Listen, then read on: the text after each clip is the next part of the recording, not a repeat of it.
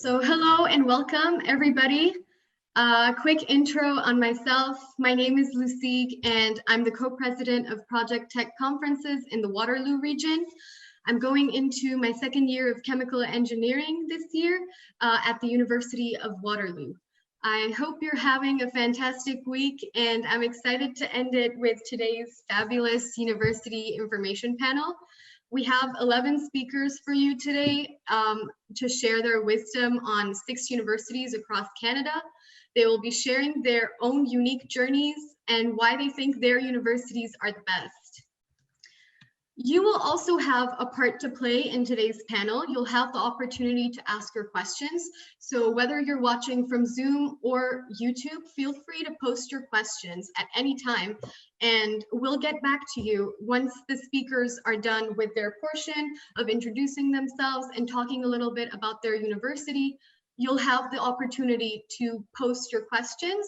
They can be general towards the university or they can be directed to a specific speaker that you want your question to be answered from. So Keith is going to take over the question and answer segment. So Keith, could you introduce yourself? Yeah, hi, I'm Keith. I'm in still my first year of computer engineering at the University of Waterloo. I guess we were in really similar positions to you guys only like a year ago. So I really hope you guys can take a lot out of this event. I moved from the Philippines to go to university here in Canada.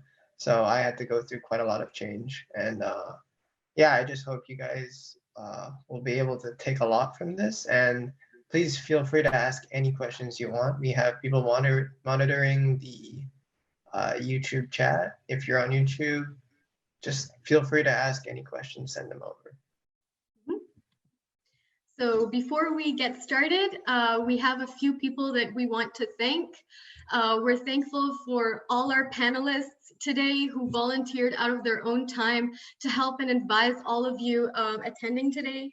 A special thank you to the International School of Shui Fat, Doha, and ARS Day School in Toronto for promoting the event to your students. And we're so excited to have you all attending today.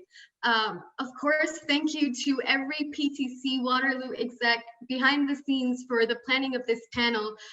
Today you'll be seeing Keith and I, but there's actually 8 people involved in our team, as well as the execs from all regions who have been helping us plan and promote this event. So thank you all so much. And most of all, thanks to PTC founder Annie Zhang for giving us the opportunity to make this happen in the first place and always having the time to support and direct us. None of this would be possible without each and every one of you. So according to our schedule that we already sent out to all of you through email, we're going to be starting with the University of Guelph. So Ryan, could you introduce yourself? Oh yeah, okay, sorry. My name's Ryan. I go to the University of Guelph. I'm in my 4th year in the software engineering program. I'm also doing a minor in marketing and I'm in the co-op program, which I'm a huge advocate for. So. Could you tell us a bit more about your program, Ryan? Yeah, sure. So the software engineering program at Guelph is, so at Guelph there's like 2 kind of computer science type programs. There's like actually computer science and there's software engineering. Computer science is more of a math focused theoretical program, whereas software engineering is more of a application or project management software design program. But other than that, they're almost identical. So depending on what the person wants to do with their future, then you can choose whichever of those 2 programs. Then there's also like co-op and non-co-op. So I'm, as I said, in the co-op program, which is really great. You start the co-op program 2 years after your first year. So you go 2 years of school and then you do the co-op, and the co-op is sort of different than Waterloo because you, for example, because you actually do 2 8-month co-ops plus 1 4-month co-op, whereas Waterloo, it's pretty much always just different 4-month co-ops. So that's really great because you get a lot of time at specific company to get deeper into what they're doing there. And when do you start your co-ops? You start them. What do you mean specifically? Sorry. Like which year do you start your co-ops? Oh yeah, so like after second year. So you do your first year of normal school, and you do have to maintain a 70% average in first year to like stay in the co-op program, or else you could get kicked out into the non-co-op program. So it's pretty easy to do that though. And then you go through your second year just as normal, and then right at the end of second year, when you're going into the second sort of summer, that's where you would start your first 8-month co-op. And then after that, you have 1 school semester, 1 4-month co-op, 1 school semester, and then another 8-month co-op. And then you do 1 more year of school, and then you're hopefully done. And do you know if the sequence is the same for all programs, or is this specifically for software engineering? Are there other like streams for other programs? I know that for software engineering and computer science, that's pretty much how it is. In engineering and other engineering programs, it is different. I think, I'm not sure the specifics, but I do know that they have a slightly different schedule. They don't start with an 8-month. I think they start with like a 4-month, but they still have the ability to do those 8-month terms. And but one thing that I have personally experienced is if you do need to switch up your schedule, that Guelph is very flexible with their co-op program. So it's like if you need to take a co-op semester off or a school semester off, they'll help you like work around that, to just take that semester or work term at a different time if you need it. So that's really good, I think. And what's the benefit of a co-op program? It's definitely so that you get work experience and you can get a job much more easily after graduating, because like in the normal degree program without co-op, for example, it's a 4-year program, and the co-op program is a 5-year program, but for that extra year, you're actually getting 20 months of co-op experience, because they put it into your summers as well, but they also replace like some school terms with it and things like that. So once you graduate, you might already have made connections with employers that you worked at, or like where you kind of want to work, and you get paid, so that's kind of nice as well. Yeah, graduate debt-free, right? Yeah, exactly. Yeah, you totally can. All right, so could you talk about the campus of the University of Guelph and what Guelph is like in general? Yeah, sure. So the campus is super nice. They have like residences spread all around it, which are cool, and they have really good food. That's one thing that I heard before I was going to Guelph, but I heard from a lot of people that went to other schools that they really hated the food there, like at their school. But at Guelph, they have like really good food. I don't know how to emphasize it enough. And the campus is super nice. It's super green, super airy, and everything. There's like, some people might have heard of it on like tours and things, but there's a cannon in like the main square of the campus that anyone can go and paint with whatever they want to paint on it. So whether it's like a club or some other random event that's happening, things like that. And when you walk by it every day on your way to like class or library or whatever, you can see what someone's painted on it that day. Yeah, that's kind of the campus. It is also one sort of single campus. I know some schools have like multiple smaller campuses around the city that they're in, but Guelph is like all kind of situated in one area.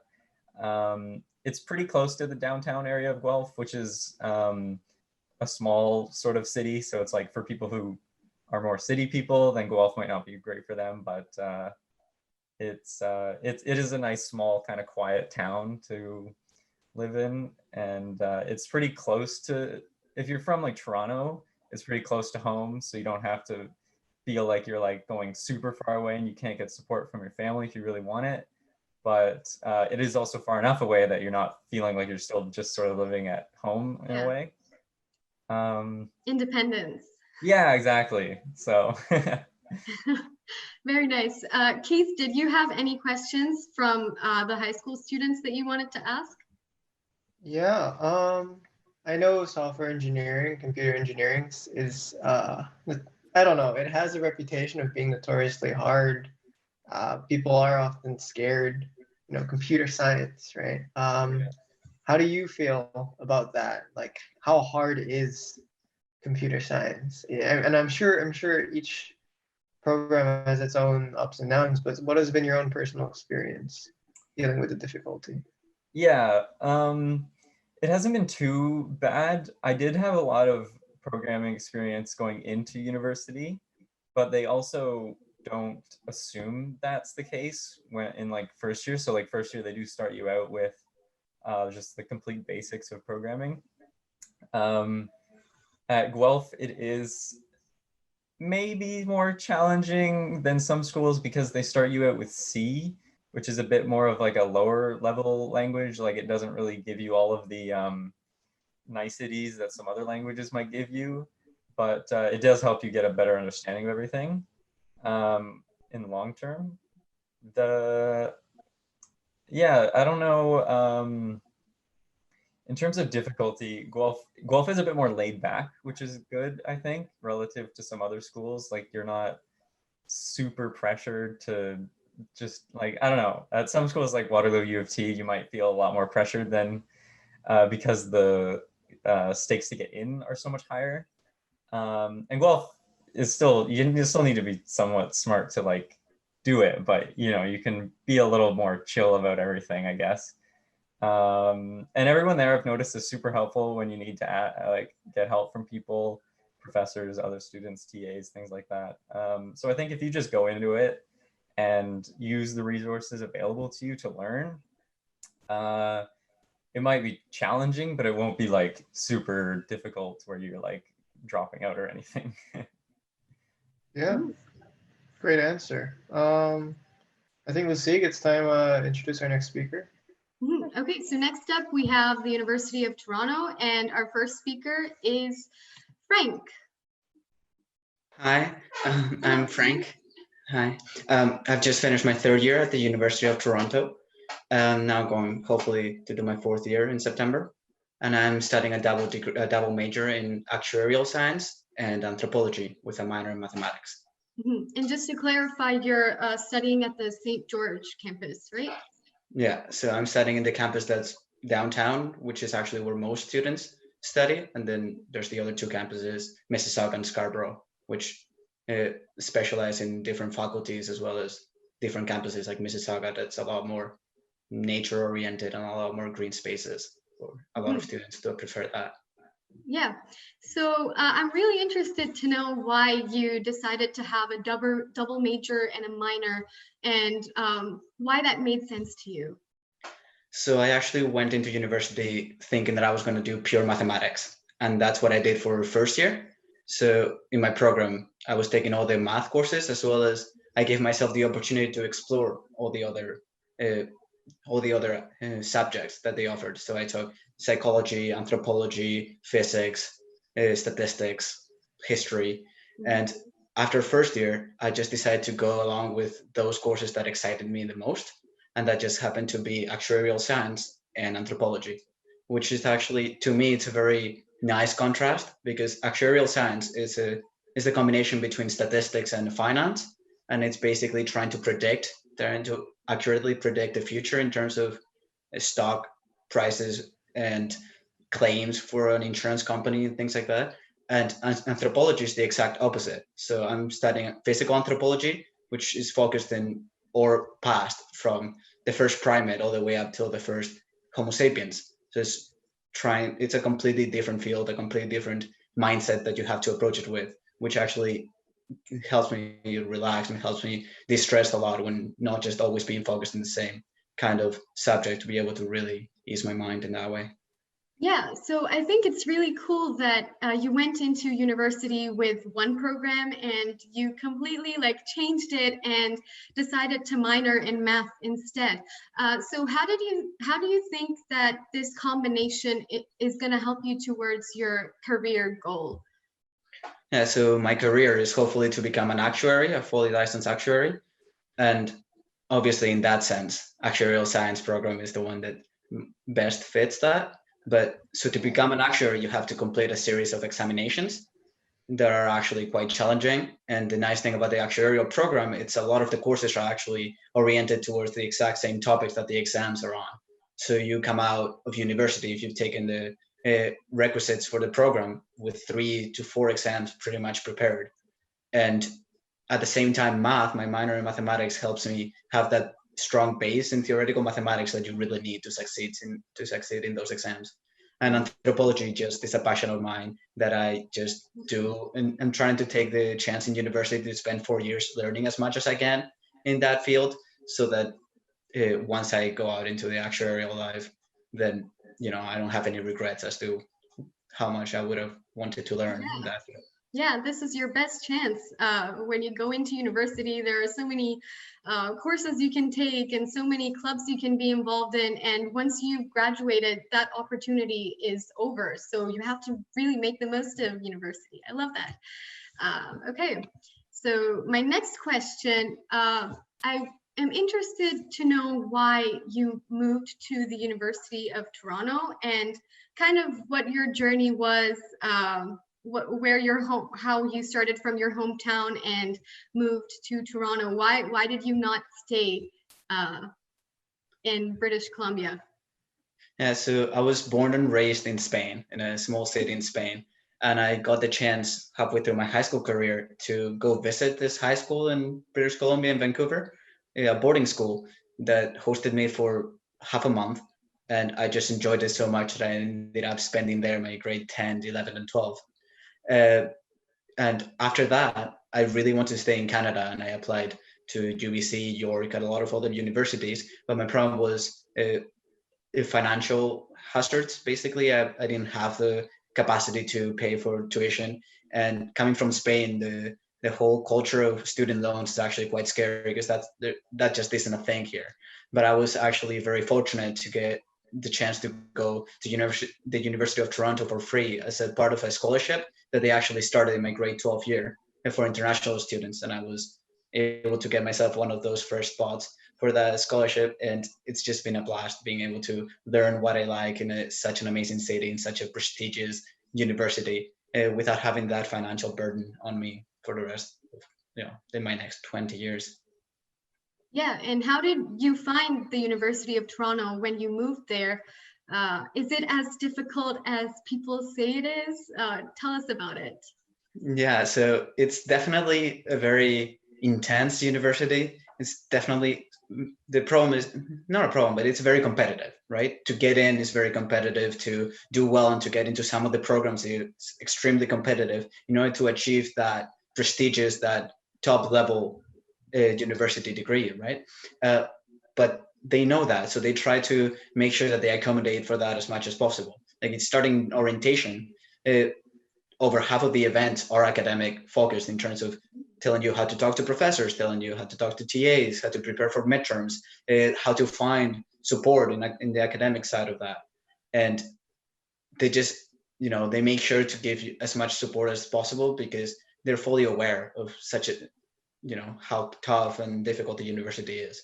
And it's very important you keep your mental health in mind all the time, because it's easy to just get sucked into midterm season and have a poor diet, have a poor habit, and just put that on top of you and be even worse off. So it's very important to take advantage of a lot of the de-stressing opportunities that are on campus. There's gyms, there's events in the varsity stadium. And for example, they close it for the winter seasons and they open a free ice skating rink for all the students to just go and spend an afternoon with their friends and fun. Or for example, my new college does on a regular basis puppy therapy, where they just bring in a lot of puppies and people can lunch around and have a nice time and trying to de-stress, which is very, very important.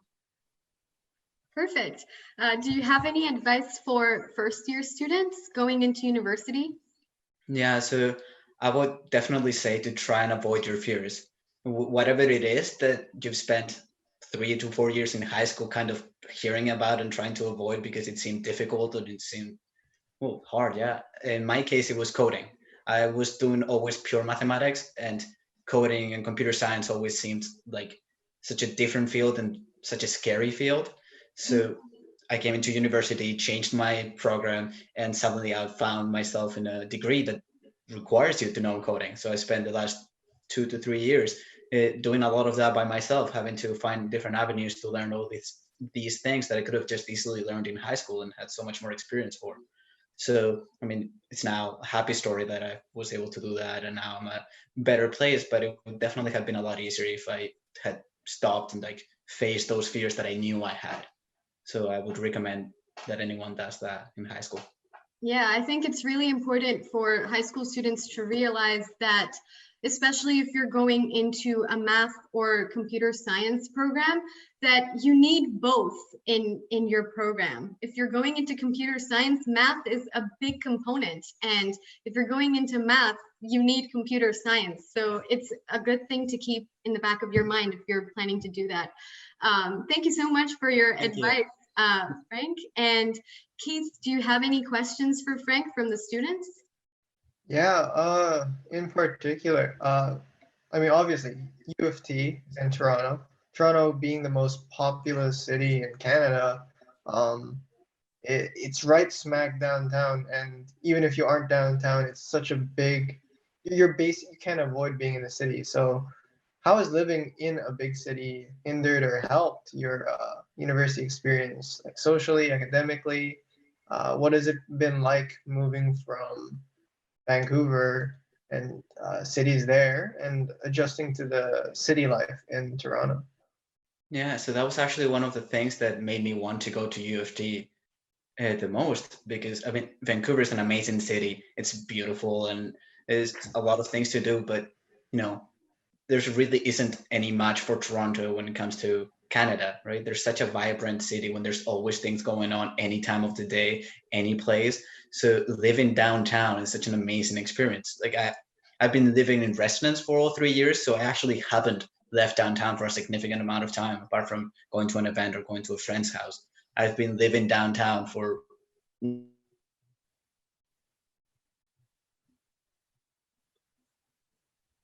I think it just got cut off.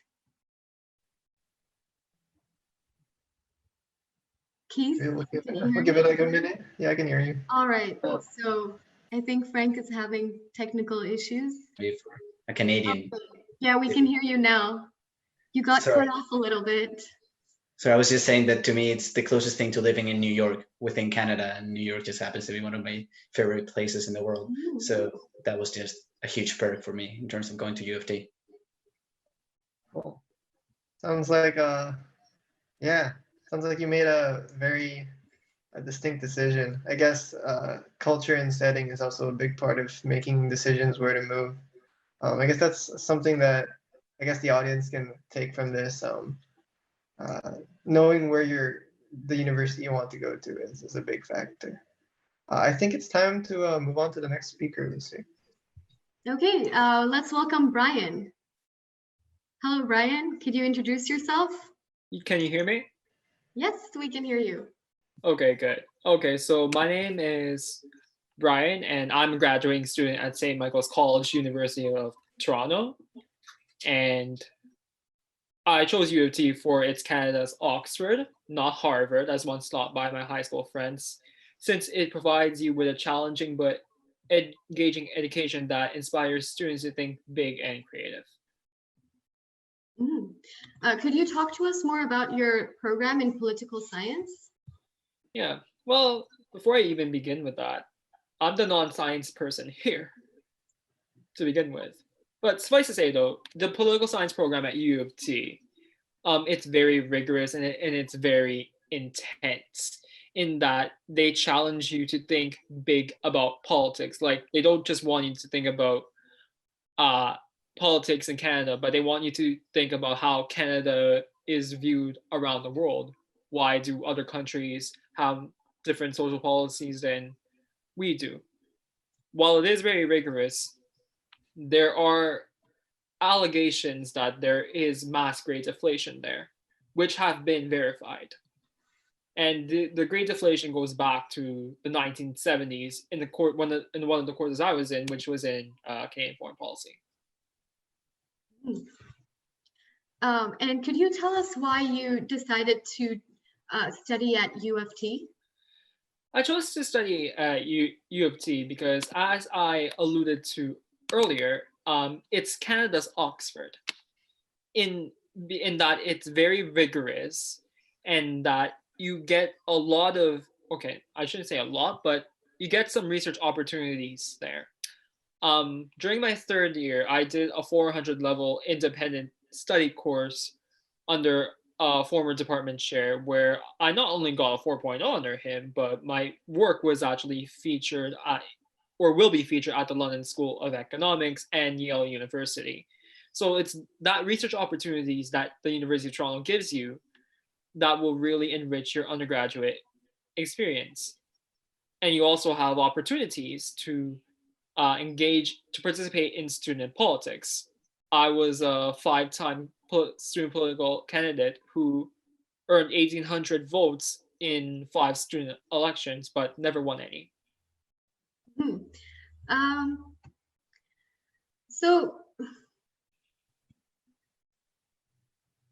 Do you have any tips for high school students? Yeah, I would say 2 things. One, I would say chill. Chill as in, don't just look at university applications as like don't like focus on those applications for the rest of your like entire high school career, because chances are you're going to be missing out on like socializing. And I speak as somebody who is applying to grad school right now, where I never had a chance to like socialize with my friends because I was so focused on grad school applications. And especially during this COVID-19 outbreak, there's only so much you can do besides, Zooming your friends during these times. You can't really like say an in-person goodbye if you get into like a foreign grad school, which it's either going to be LSE, Harvard, or Yale, or U of T. Can you hear me? Yes, I can hear you. Okay, that's my answer. Yeah, so I know for most people who graduate from high school, they usually move to another, at least province or city. For me, I moved from Qatar all the way to Canada, and I haven't seen my friends for the last 3 years. And I know that's the case for most people. As we saw, Frank was studying in Vancouver as well, and he moved to Toronto. So it is very important, as you said, to really keep your connections, and especially now with quarantine, you have that opportunity to connect with everybody that you haven't for a while. So thanks for the advice. No worries. And also date. I forgot. Yeah, now's the time to make mistakes and learn from them before we get to the serious age. Yeah, that's right. Keith, do you have any questions from the students for Brian? Yeah, U of T is a big university, and there's a lot of opportunities for extracurricular activities. What extracurricular activities were you involved in, and how did that shape your experience? Okay, well, I was a student journalist for 2 years. And Frank may know this, but he must know what the varsity is. So I was an associate, or not associate. I was a columnist, and I was an associate editor for a college newspaper as well. I am also a former Rotary Club member for a year, and like I said, I was a 5-time student political candidate who I am proud but sad at the same time to say that I lost. Yet I earned 1,800 votes. But the issue with extracurriculars at U of T is that they are very difficult to find. And before I end off on this, I would just like to promote the first year student council at U of T, wherein that first year students can participate in student government as early as possible. I am friends with the president of the student government, the outgoing president of the student government there. So I really encourage for the person who asked that to really look into that opportunity, because you get great leadership skills there. You get to participate in great student advocacy change there, and while at the same time you're trying to improve student life there as we know it. Great. That's quite a lot to consider for our audience. Glad to hear about the journalism at U of T. I believe we need to move on to the next speaker, Lucy. So next up, we have the University of Waterloo. I'm really excited to have our speakers from UW, because all of us PTC execs are also from UW, so just take it with a grain of salt. We're a bit biased. Okay, so Davik, hello. Could you introduce yourself? Yeah, hello everybody. My name is Davik, and I'm a computer engineering student at the University of Waterloo. I'm also working right now currently as a TPM intern at Tesla. And yeah, I mean, I chose my program, computer engineering, because ever since I was a kid, I've always had like an interest in technology. I was always that one kid who was watching the Google I/O conferences and Apple conferences from a young age. And so for me, it wasn't a question of what I should do, but it was more of a question of when should I do it, or and where should I do it. And so yeah, when it came to choosing my university, because I was always interested in these big tech companies, I thought about which schools will enable me to get to the Bay Area or at these big tech companies. And because of the co-op program that Waterloo offers, I felt like in Canada that was the best opportunity that I had. And so that's why I chose the University of Waterloo, and that's why I chose computer engineering. Thank you, Davik. Could you share with students what first year life is like at the University of Waterloo? Yeah, I mean, I think it's interesting. The first year is you're gonna feel a range of emotions, and I think the spectrum of emotions I felt in first year was like no other. Sometimes I was the most happy I've ever been, and sometimes I was this close to dropping out and like being like, what am I doing, questioning my whole life. But now that I'm looking back on it, and it's really nice to be able to look back on it now, but now that I am looking back on it, I think it's probably the most I've ever grown in my life. And it was necessary for me to grow as an individual. And I'm really happy that I was able to do it. And so, when it comes to first year, I think you're going to feel a lot of things, but just know that's part of the process. And it is for the better, because it will really help you grow in the future. I think one interesting thing that, is very different between high school and university is, nobody is going to check up on you in high school. I know, in university. And I know everybody says that, you're gonna have to be more independent. Profs aren't gonna chase after you like they do in high school teachers, but it's very different in actual execution rather than just hearing it. And so what that means is you really have to take ownership of your education. And that's something that I struggled with at the beginning, because having that shift isn't something that's necessarily very easy for people, or for myself as well, to get used to. And so with that ownership, what I've realized is that you really have to decide what's the best way for you to succeed. And I know I probably shouldn't be saying this right now, because you guys haven't started, but that could mean not coming to lectures. If that's what is best for your education, you should take those steps. I'm not saying skip lectures, just saying that it should be the best thing for your education. But at the same time, if that's the viable thing, if you get things done better outside of class and doing it in your own independent way, then you should wholeheartedly do that approach, because in university, you're going to have to take full ownership. And so that's one other thing I have about first year. Sorry to cut you off, but I just wanted to add that not only do we have ownership about our own education, but especially now with the coronavirus, and I'm not entirely sure how university is going to start in September for students going in this year. But yeah, everything is going to be online. So more than ever, you are independent and in control of your education. But yeah, so profs are an extra resource, right? But you have to have that discipline. That's the main thing.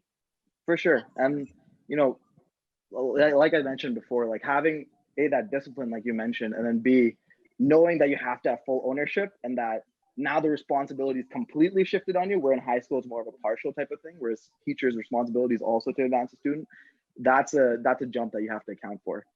And I think specifically with Waterloo now, one of the very unique things is that you have to start thinking about jobs immediately coming in. And I never, thought about this coming in, but it just ended up being that as much time as I spent on my academics, I had to spend on my resume and the job search as well. Because specifically, I'm in an engineering program where I was in 4th stream, and so that means we get our first internship 4 months after our first semester. Like second semester, you're doing an internship. And for somebody like me, and I'm assuming for most other students, this might be your first job, or you might have not done an engineering related role in the past before. So having to completely shift your mindset to now get ready for this is a big adjustment. And I think with that, what can really help is get ready for your resume to get critiqued a lot, and for a lot of major changes to be suggested. But know that's also once again part of the process, because nobody has a great resume coming in from high school to university, but the university recognizes that, and that's why the resources are there in the university to help you with that transition and to make you a competitive candidate very early on. And so definitely I would recommend in first year as well, make sure you're dedicating that time to the job search, because that can be as important, if not more important, than academics sometimes. Yeah, thank you. So Keith, are we asking questions per speaker, or do you want to save them to the end? Yeah, I have a question for David here. Yeah. If you don't mind. We heard from a previous speaker about extracurricular activities at U of T, and I'm sure University of Waterloo itself has a different experience on its own. What kind of clubs and extracurriculars did you do in university? Yeah. And is it difficult to commit time because of such a packed schedule? Yeah, to be quite frank, like I think I started doing extracurriculars a little later, and I wish I could go back and change that. But when I first came in, just the whole feeling out process of things I wasn't very motivated to do extracurriculars. But the moment I started joining them, I really enjoyed it and thought that I should have kept this as part of my university experience. Because the connections you make doing these extracurriculars are amazing. And just you learn a lot of things that you might have not learned otherwise. And these mediums are made to help facilitate that. And so I would definitely recommend doing extracurriculars at University of Waterloo. We have clubs day at the beginning. Where a lot of the different club leaders and stuff come out, and there's like a whole showcase in our student life center where they have all the different clubs showcased, so you can see what you like and sort of network with some people and see and try getting a feeling of the different clubs you might like. In terms of schedule, I'm not gonna lie, and I think one of the reasons that contributed to me not doing extracurriculars at the beginning was just because I felt this burden of the schedule on me. But now looking back onto it, I think if I had better time management in the past, I could have probably taken on some more extracurriculars, and that's what I ended up doing in my end of second year and third year. Yeah, another aspect of extracurriculars too is when you're in first year and you need to start sending out resumes to all these companies for your co-op. You don't really have much besides your extracurriculars. You actually need those extracurriculars to show them those different soft skills that you've gained as well. Yeah, exactly, for sure. Could you speak directly to what activities you're doing currently? Yeah, sure. So in my last semester, I was a vice president for UWVR, which is a virtual reality club on campus. It's pretty neat. It wasn't that much of a time commitment, and you got to play with cool Oculus Rifts and stuff and set up events. for different people. In fact, I guess I'm wearing one of the hoodies right now. So we have pretty nice hoodies that you can get to if you join. I was also part of the UW Product Management Club. And that was a lot of fun too, because, you know, I decided to change my career path a little bit during my co-op into product management. And so that was a really nice way for me to meet like-minded people and have a feeling out process. And yeah, those are some of the clubs I did. Now I'm running my own podcast, and I've actually made a UW publication, which is a Medium publication, which has a bunch of articles that different Waterloo students have written. And I'll leave links for that in the chat. So if you guys want to check that out, you definitely can. But yeah, I think the extracurricular is definitely really important, and I've recognized that now. Cool. I think, Lucy, it's time to move on to the next speaker.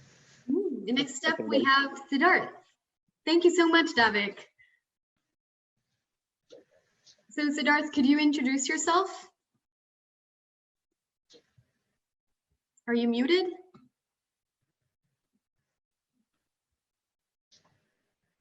Siddharth, could you hear us?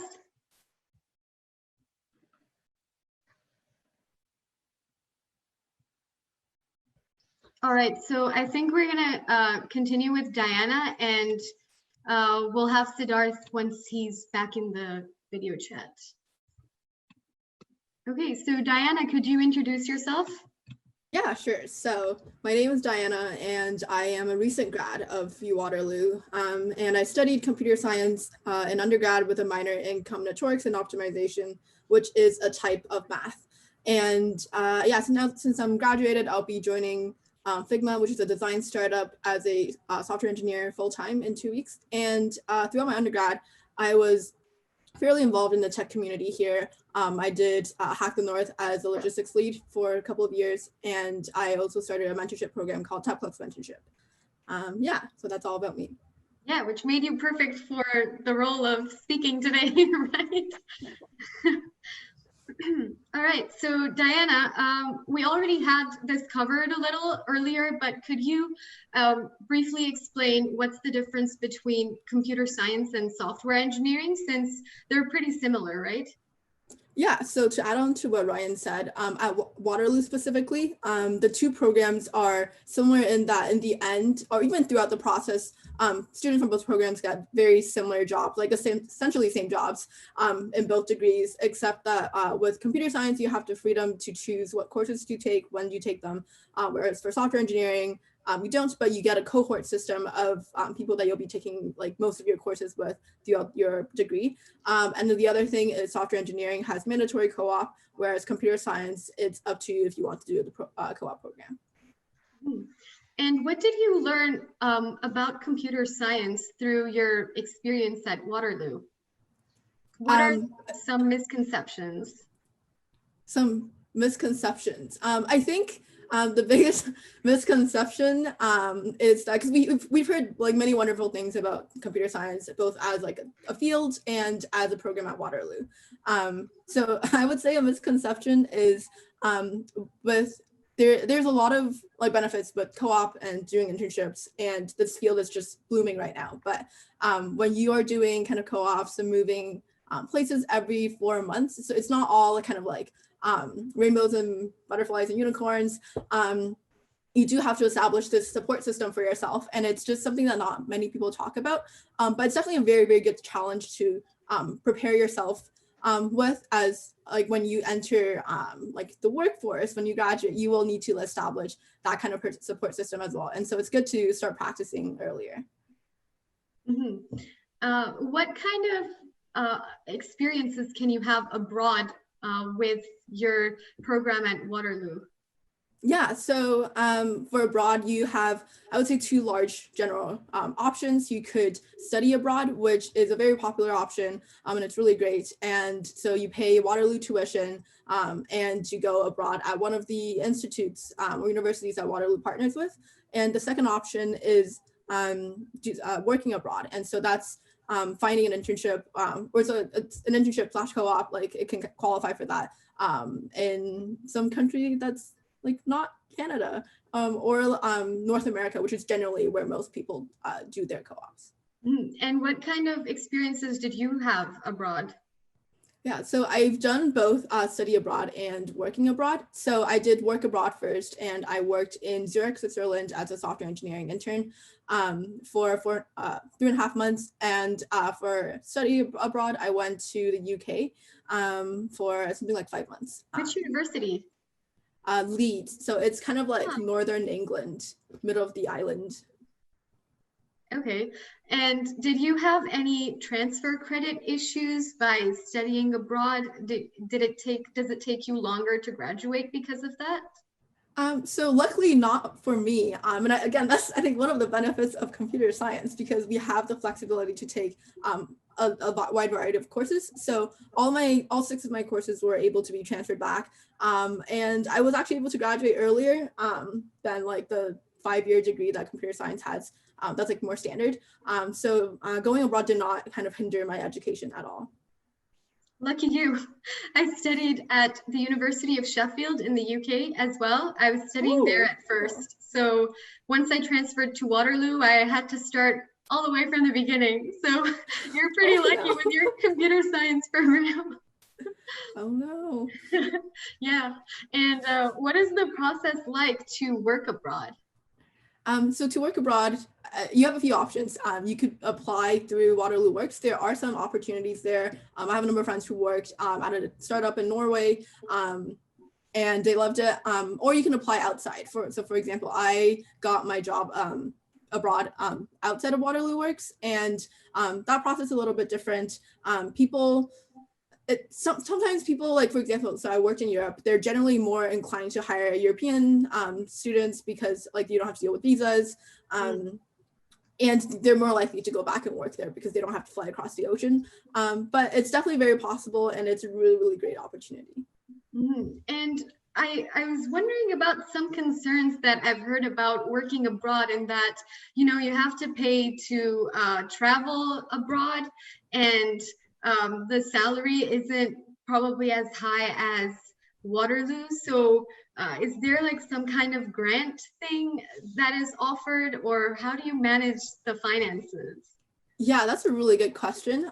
So I would say, so different areas in the world pay very differently, because companies usually pay based on kind of what's the standard in the area, and that's usually based on like cost of living. And so when I was in Europe, I was in Switzerland, which is a place of very high cost of living. And so thankfully, my position was paid quite well. And it's actually like, even talking to full-timers, their pay is comparable to like Bay Area pay, which is kind of like the, I guess, I don't want to get into numbers too much, but like the higher end of tech pay, which is like a very good thing to have. So I was very lucky that I didn't have to look for other sources, but I do know that, yeah, so like certain other areas, the pay is a little less. And I believe that there are, for example, for Waterloo, there's an entrance scholarship that if I think you have at least 95%, a part of the President's Merit Scholarship is if you go abroad, you get, I think, $1,500. So that can help with the process. But mainly the best thing is that you get to, if you want to study abroad, that you just pay your university tuition, especially for Canadian students. You just pay your Waterloo tuition and get to go to the most expensive university possible. That's my advice. So before we move on to your Q&A, Jackson, have you been able to contact Siddharth by any chance?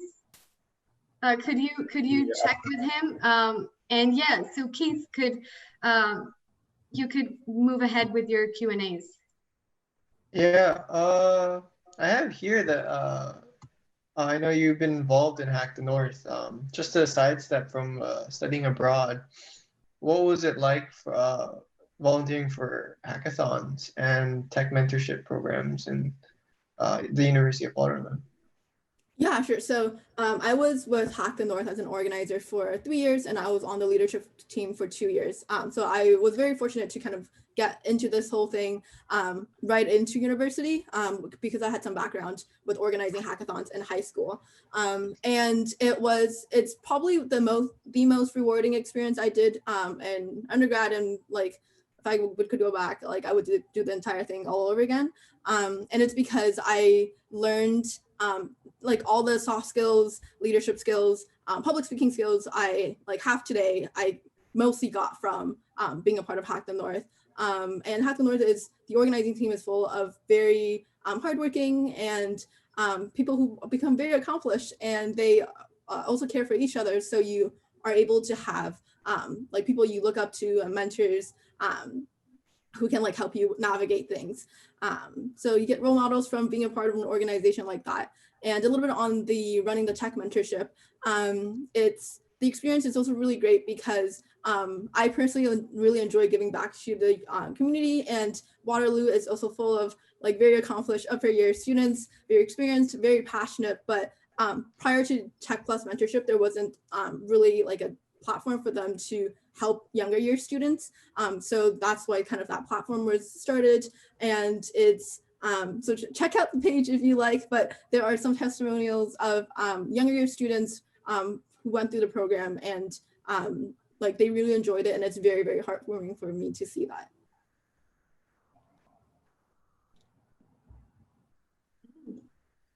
Oh, sorry.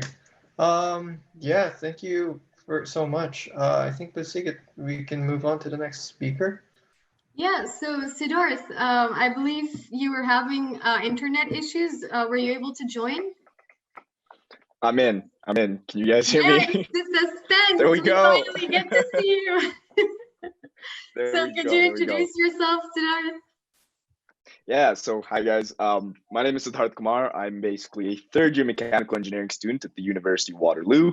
I'm currently on my 5th co-op term, and I'm working at Apple Inc. as a manufacturing design engineer. And so super glad to be here. Yeah, thanks guys. Thanks for having me on. Mm-hmm. So Siddharth, I know that when I had my orientation at Waterloo, and every time I was asking people, why did you choose to study at the University of Waterloo? Their one answer was co-op. So could you tell us what is special about co-op, and especially in the University of Waterloo? Absolutely, yeah. So co-op's a really interesting program because what it lets you do is it lets you marry what you're learning in school with how things actually work in the industry, right? And I don't want to segregate this conversation to just co-ops in the STEM field. I think co-ops across any program are really useful because the way universities often set up is that what you're learning in class is the theory, and that's great and that's important to have a fundamental knowledge. But when you get out into the field, understanding how that theory is applied into the real world is a different game. And honestly, a lot of kids are going to go into co-op and be like, dude, I'm not using anything I learned in school. But that's also part of the learning. Part of the learning is that, yes, a lot of that, linear algebra, you might not use when you're actually out doing things in the field, but it's important to kind of get that. The other thing that's really important about co-op, though, is that people talk about finding your dream job. But what people might not focus on enough is that it's just as important to find what's not your dream job or what you don't necessarily want to do. And co-op lets you kind of test and pick and choose different fields and different industries without having to commit to one right off the bat, right? And that's a really important experience, I think, as a young professional. Again, in any field, whether you're in finance, whether you're in marketing, it's important to get a feel for what you actually have a passion for and what you want to do, because that's going to take you so much further than just grinding with no end goal in mind, right? So the cool thing about Waterloo is that we have a 4 and an 8 month co-op, a 4 stream and an 8 stream it's called. And basically what that means is, like Davik alluded to, I'm in 4 stream, which means 4 months into my university career when I was still 18, they're like, go find your first engineering job. Yep, and that's a really scary experience. Yeah. The cool thing is that there's something also called 8 stream, where you actually get 8 months of university before going to your first co-op term. Now, I'm not going to sit here and say 8 months makes so much of a difference that you're way more comfortable and ready, but there are different paths to go. And I believe that you can find out, and Lucy, maybe you can help me with this. I believe you can find out early on before you join Waterloo which stream you're in. And I know all engineering is co-op, and I think almost all engineerings have the dual system as well. Yeah, so it depends on the program.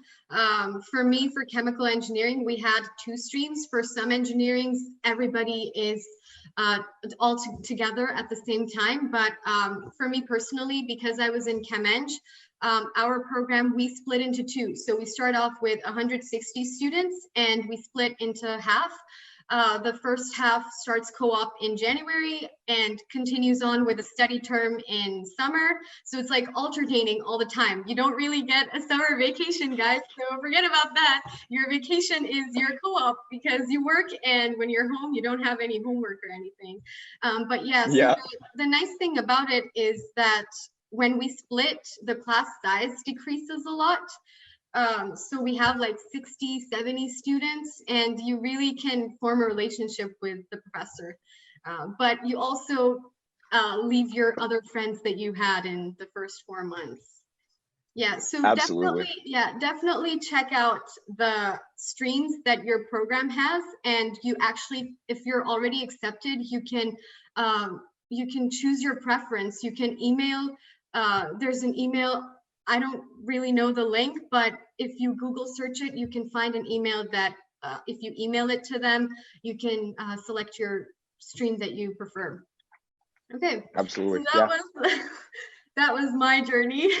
Can you share your co-op journey with us, Siddharth? Absolutely. So when I came into, I'm a mechanical engineer right now. When I came into university, unlike Davik, actually, I was a little bit on the other side. I had a serious arts background, and I had worked a lot in theater. And so when I was at the end of my high school career, I had to make a decision about whether I wanted to go into engineering or theater full time. I wasn't one of those kids who was always watching the Apple conferences or watching all the tech stuff. So, one distinction I'd offer to high school students is that be cognizant that there's a difference between your education and your schooling. Those aren't the same thing.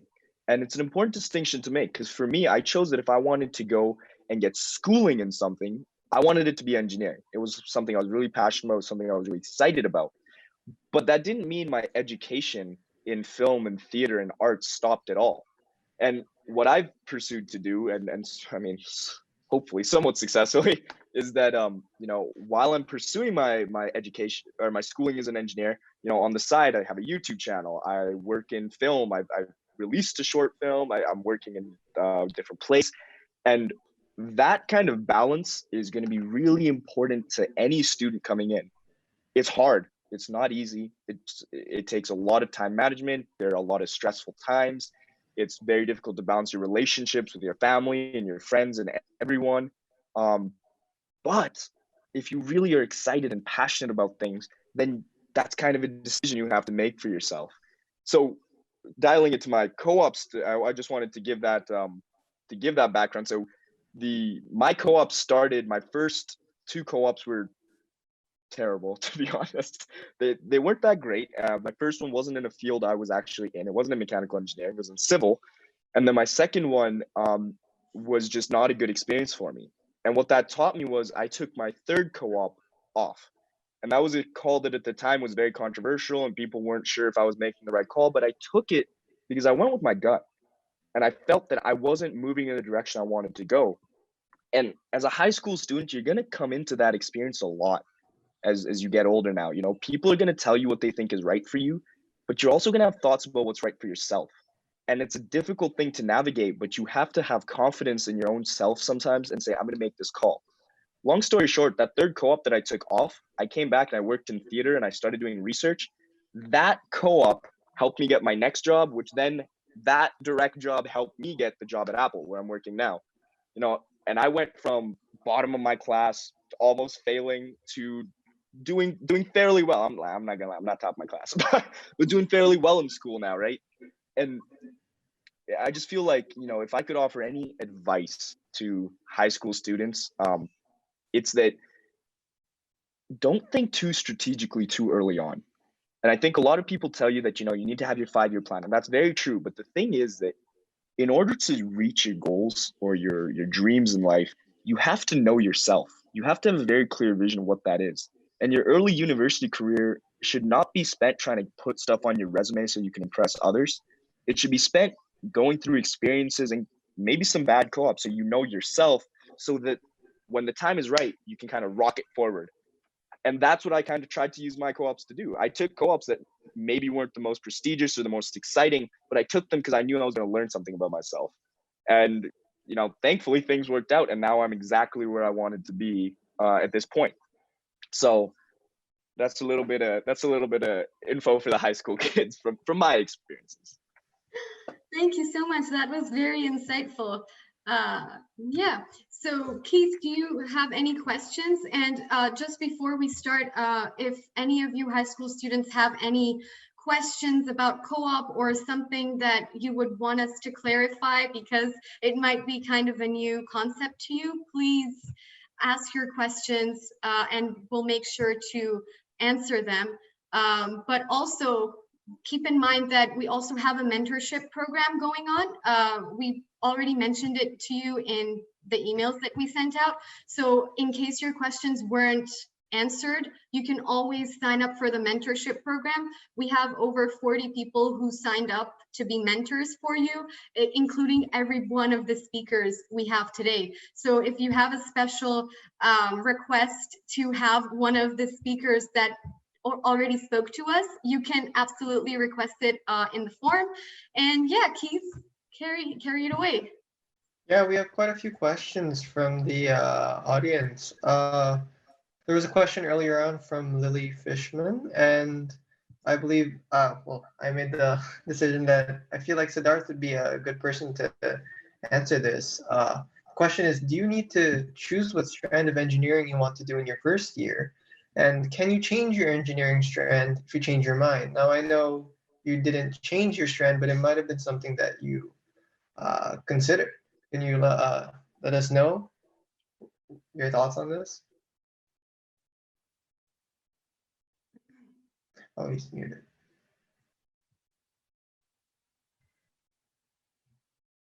Whoops. Oh, I think Davik wants to respond, maybe. Yeah. Yeah. I know we're. Oh, he's muted again. Okay, sorry. Can you hear me, right? Yeah. Okay, cool. Yeah. Yeah, you can definitely so you have to choose your strand of engineering before you come into the Waterloo. That's the one caveat with the program, but that's the one. It's also a good thing too, because immediately they want you to start building experience so you can use that in your co-op jobs, and that's not possible with the general first year in their eyes. And so with that, you have to choose your strand of engineering before. How easy is it to change? It really depends on the actual, like the program itself, like the program you want to change into, and how many people are already in it, and different factors, just how the faculty operates. Like I know for my friend, he wanted to change from EC to side, but it wasn't like he wasn't able to do that. So it's your mileage may vary, because I know other people have been able to. And like I said, it depends on the program. Like if you want to change from computer engineering to electrical engineering, because they're under the same faculty, it's a lot easier. But if you want to go from a different engineering program to a different one, that might depend based on the program itself. Cool. Thank you. Thank you for swooping in. Siddharth, can you hear us? Okay, sweet. All right. Thank you so much. As we can move on to the next question, we have another question from the audience from Daniel Cherkezian. It's specifically towards UW mechanical engineering. The question is, what can I do in high school to help me get in and be successful during the program? Oh, you're muted, I think. Oh no, we can't hear you.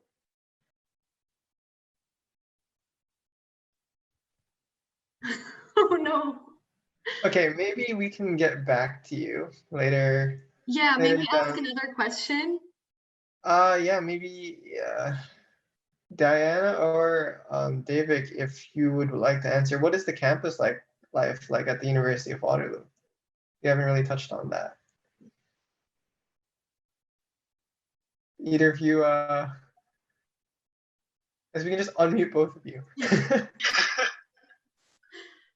Hey, can you guys hear me? Oh, Okay, yes, we can hear you.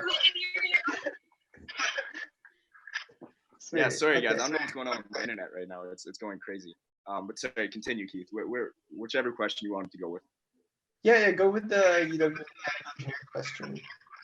Sure. Yeah. So basically, I would suggest. Sorry, I think there's some echoing. Maybe put your headphones on.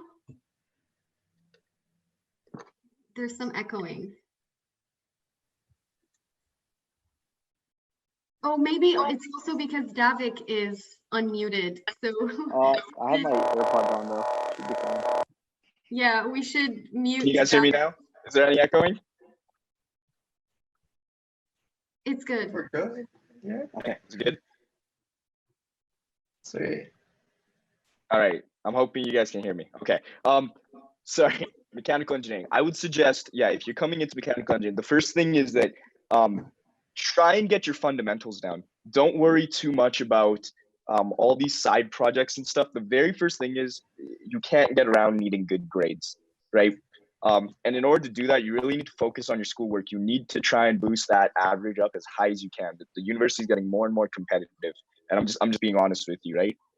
Once you're at that level where you feel really competitive with your grades, and there are a lot of good online resources to kind of measure yourself against, the next thing I would suggest doing is then, like I said, I didn't have a very heavy technology and math and science background. I did a lot of theater. So it doesn't matter, I think, what you're involved in outside. If you're passionate and you really care about tech and that sort of industry, your side projects or your extracurriculars should be focused towards that. It'll be a benefit to you. But if not, whatever you do, try and do something that's going to be of service to your community. Try and do something that's going to help either help a small amount of people a lot or a lot of people a little bit. And you basically want to diversify yourself. Waterloo is trying to pull in students who are passionate and who are serviceable to their community and who are talented in a lot of different ways. So don't get stuck in the mindset that, oh, I need to be the next Elon Musk. You don't. You can be good at music and you can, perform at a really high level for that. And so in a very crisp answer, I would say, get your schooling down well, be really good at that. That's your fundamental. You have to have that. After that, anything you add on, put yourself in entrepreneurial positions or put yourselves in a position where you can assist a lot of people or your work can be recognized, so that when you start filling out your application to Waterloo specifically, I forget what it's called, the AIW, something like that. They ask questions about what you've done extracurricularly, and it'd be great if you have that sort of stuff. So that would be my suggestion. For sure. Forget your comfort zone. No comfort zone. Exactly. I expect you guys to be hosting like university information panels next year, because this is completely out of my comfort zone. Just saying. So you're all expected to continue this on. Sweet. Okay, I think we need to move on to our next speaker. All right, next up we have Queens. And our first speaker from Queens is Randy. So introduce yourself, Randy. All right, hey guys. Yeah, my name is Randy. I just recently completed my second year of computer science at Queen's University. I'm originally from Oakville, Ontario. So I guess I'll just start off by talking a little bit about my program at Queen's Computing. So we've obviously had a good rundown of what computer science is with our previous panelists, but specifically with Queen's Computing itself, it's one of the smaller, more tight-knit faculties at Queen's with around 200 students per year. So with our program, it's a general first year. So you're going to be taking a lot of the same courses with a lot of your other classmates as well.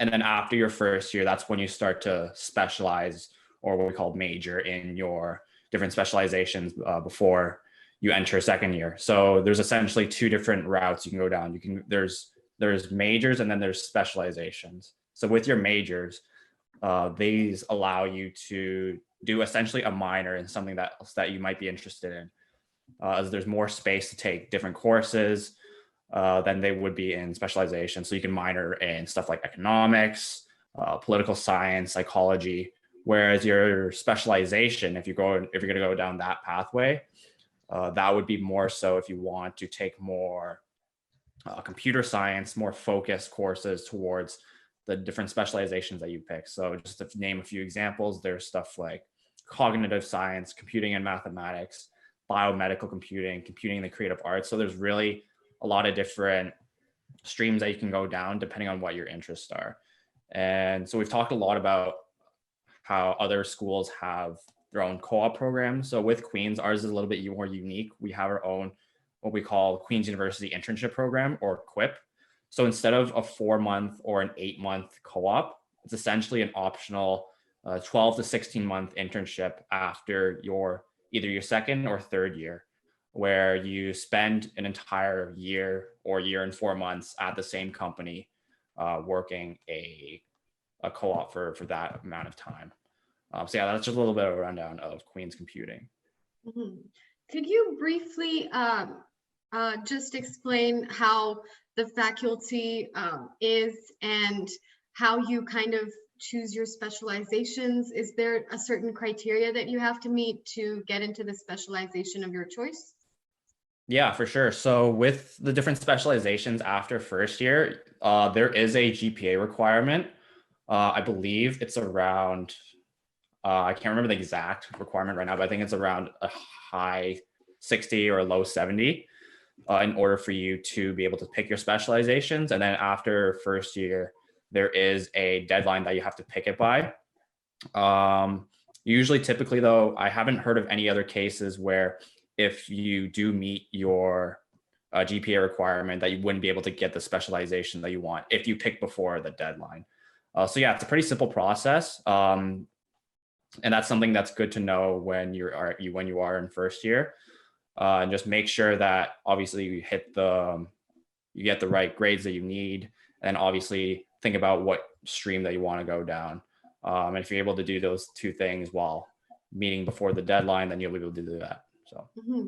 And you mentioned briefly when we chatted actually that some students, I guess, didn't meet the deadline, or they failed to select their specialization. So how can they avoid that, and where can they check the deadline? Yeah, I think this is important to know, I guess, if you go to end up doing Queen's Computing kind of like later in your first year, just making sure that you are aware of these deadlines, because there are cases in my year where people weren't really sure when the deadline was. And I guess the faculty didn't do a good enough job of kind of notifying it, because there were a lot of people, myself included, who weren't sure of when this deadline was. So I think just making sure that you're communicating well with your professors, with your faculty, and yeah, it's just those two things. Because if you know when the deadline is, then you should be able to get into your program, no problem. Mm-hmm. And is this specialization thing specifically for computer science, or are there many various other faculties that kind of follow the same procedure where you start off with around 200 students and then specialize after second year? Yeah, so I'm pretty sure with most arts degrees at Queen's, it's also a general first year as well, where you take all of your arts courses, and then that's when you pick your specialization afterwards. So yeah, it's kind of like the same procedure, where I don't know, I'm not sure if there's a specific like grade requirement or if there's a specific deadline. I think Julia after me, who's going to be talking after me, can maybe speak to this a little bit as well. But it is obviously these specializations in particular are exclusive to computing itself, but there are other, I guess, sort of majors that you can pick from your arts degrees as well. Mm-hmm. And besides your program, could you tell us why you chose Queen's in particular to pursue your program? Yeah, for sure. So I guess the main reason why Queen's was really drawn to Queen's was a great balance between your student life and in your academics as well. So for me, I have lots of time to do other things that I'm passionate about outside of school, such as do things such as like work on side projects, learn new and meaningful skills through different other like online classes outside of Queen's, go to conferences, go to events, pursue hobbies, do some sports while working hard at my academics as well. which leads me into my kind of like my next point, where they have a really good emphasis on student experience, and specifically with the number of clubs and extracurriculars on campus. So there's really opportunities everywhere, whether you're interested in entrepreneurship, starting your own business, or you want to join a design team. For me, I've met some of my closest friends through clubs, and I've met some really highly motivated, really intelligent people through these clubs that I've joined, and people who share a lot of the same passions and interests as I do. So yeah, just being around these types of people, and you can learn so much about yourself, as well as just like stimulate your interest and your career path within a certain subject. And what was the transition like moving from Oakville to Kingston? I just really want to emphasize here that we're all, even in Canada, we're moving from city to city or province to province. So I want to make sure that everybody knows that students are all moving to the city. So you're all in the same boat. So what was your transition like? Yeah, for sure. So I think my transition definitely wasn't as drastic as some of the other speakers had, considering I live inside province, and Oakville is just about like a three-hour drive away from Kingston. There was definitely a transition period between high school and university, like first year, which is to be expected for basically anybody. For me personally, I think it was definitely a big shock in the sense that like I didn't have a lot of my high school friends who went with me to Queen. So I was definitely making a lot more new friends, meeting a lot of more people through, like I said before, people like through clubs, people on my floor, as well as people in my faculty. So yeah, it was definitely different in the sense that you're kind of just like thrown into a new environment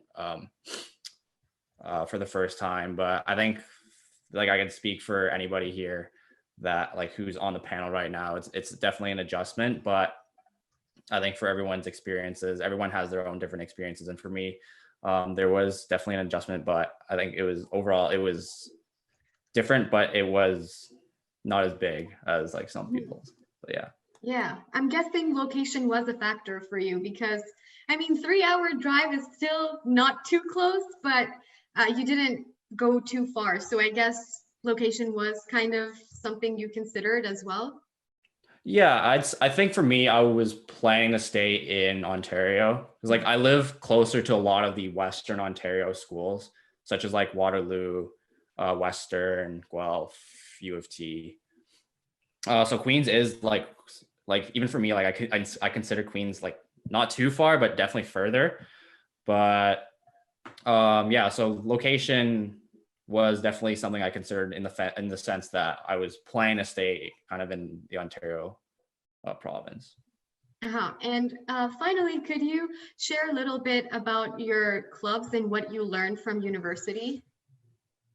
Yeah, for sure. I guess I'll start with the general thing that I learned from university is that I think the most significant thing is making sure that if you ever want something or if you ever need help, just reach out to others for guidance.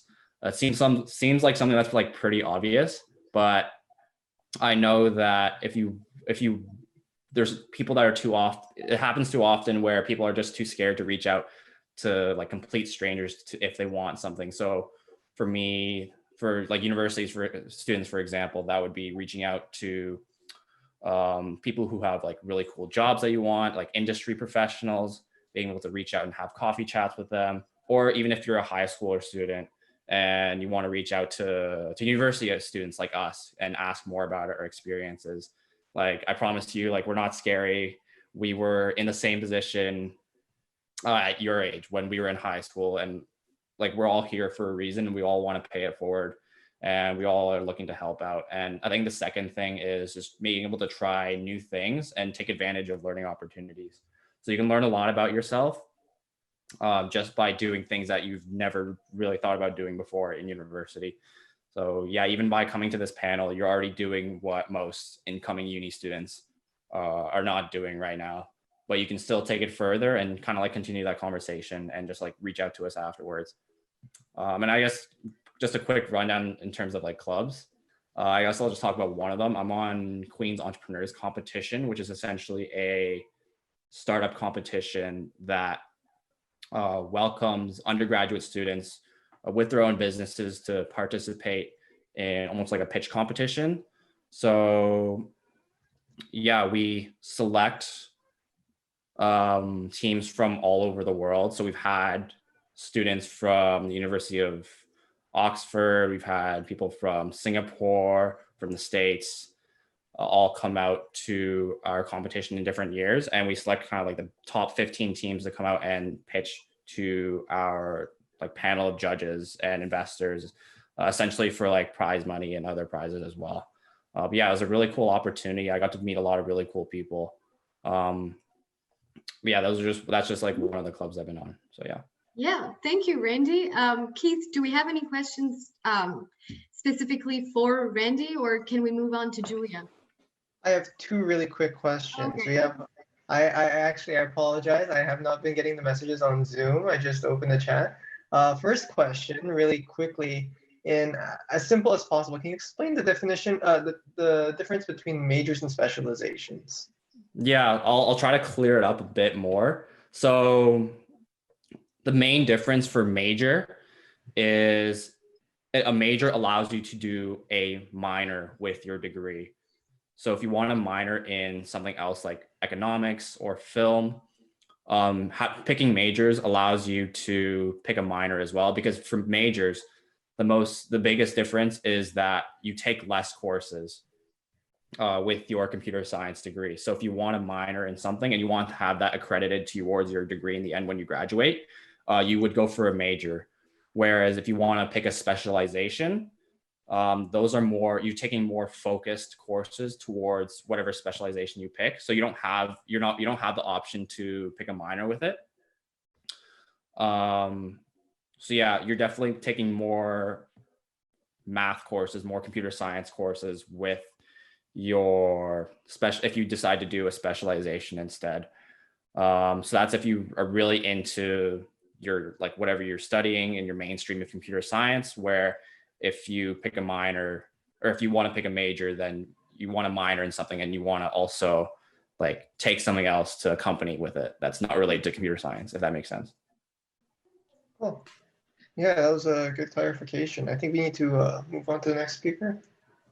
All right, next up we have Julia. So hello, Julia. Hi, could you introduce yourself? Hi. Yeah, so my name is Julia. I just finished my second year as a psychology major and gender studies minor at Queen's University, and I'm from Toronto. So could you tell us more about your program, Julia? Yeah, so like Randy had mentioned, the arts degree is general in the first year, so that goes for arts and science. I know specifically for those at least. So you kind of get to take a bit of everything in first year, and then at the end of first year, you would select your major. So for me, I was in arts, and then I selected my major as psychology at the end of first year.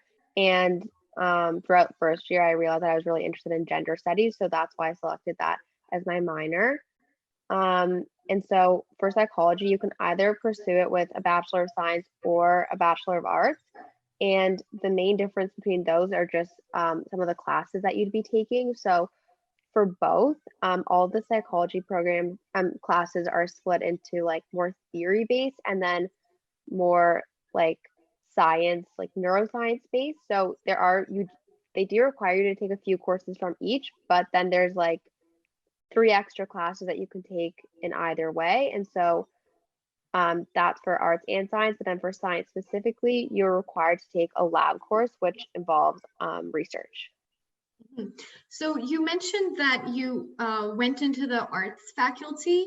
And then you majored in psychology. So how many programs or majors can you choose? Could you give us some examples of the different programs you could get into with the arts faculty?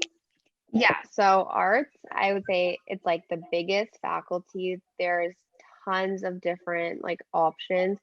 It covers everything from like psychology, sociology, history, philosophy, like all of that is in arts.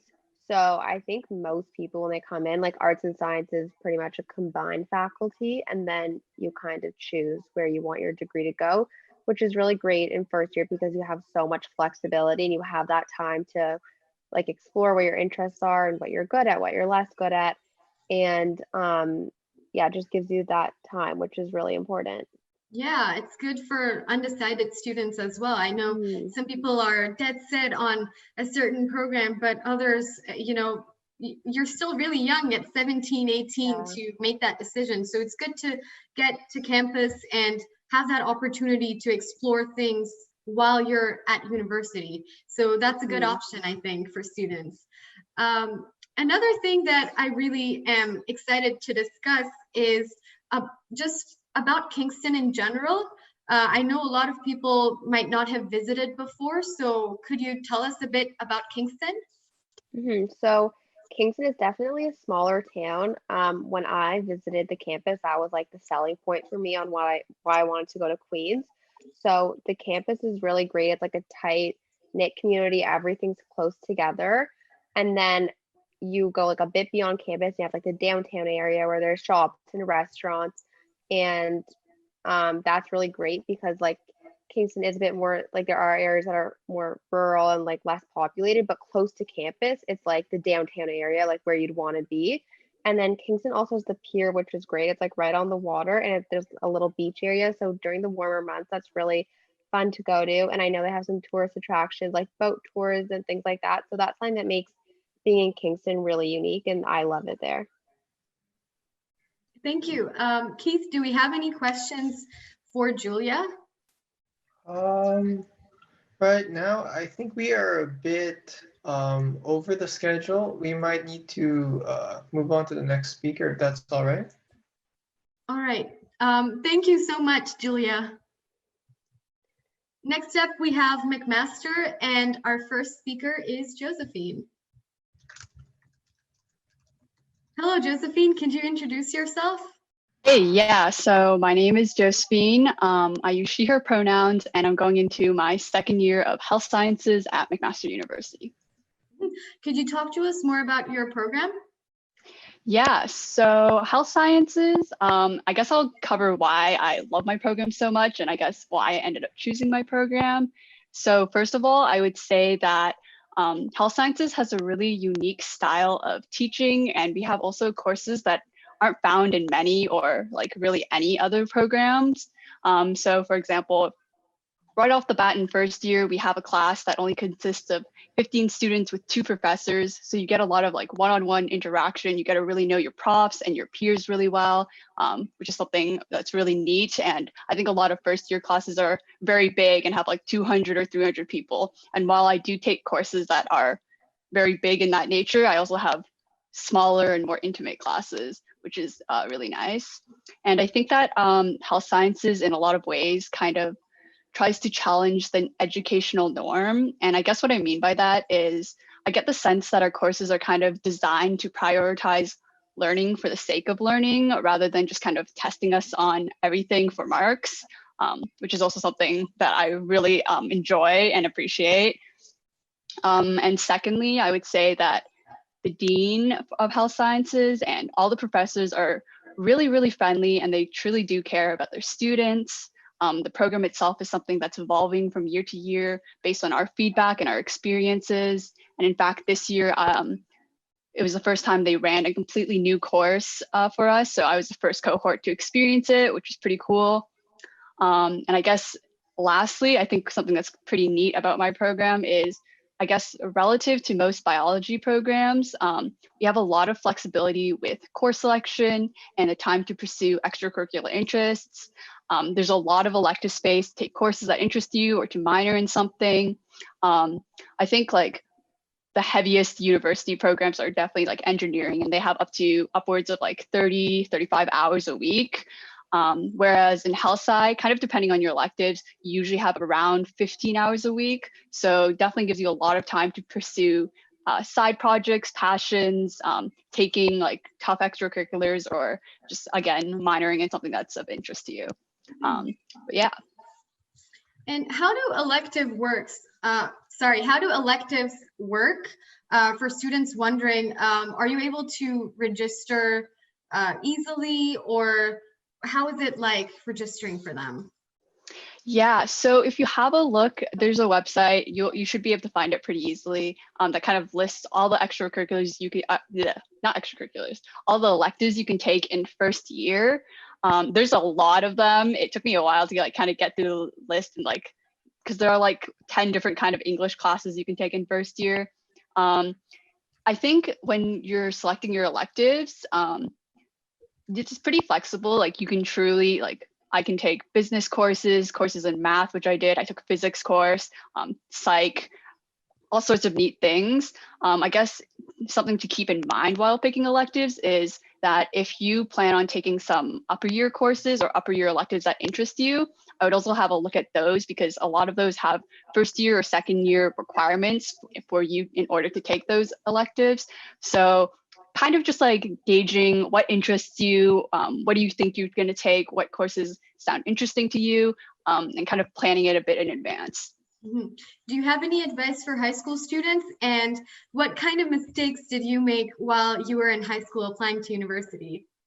Yeah, so something I would, if I were to go back and tell myself something, I would say to, first of all, have confidence in yourself and have more faith in yourself. I applied to 13 programs out of fear that I wouldn't be accepted by many or really any of my top choices. And I think just like, especially with this pandemic and how unprecedented these times are, really just be proud of how far you've come and how hard you've worked over these last 4 years. Especially you've survived senioritis. We're going through a very different time that I don't think anybody's can really foresaw or really could prepare for. And I think I remember when I was making my university choices, I was really stressed about making the quote unquote right decision, whether the university was the right fit for me, whether I'd be more successful in one program or another. But I think that it's important to keep in mind that regardless of where you go, at the end of the day, your university experience is truly what you make of it. And if you even look into kind of statistics and that kind of thing, success has much less to do with your program or your university. Your program really doesn't define your success.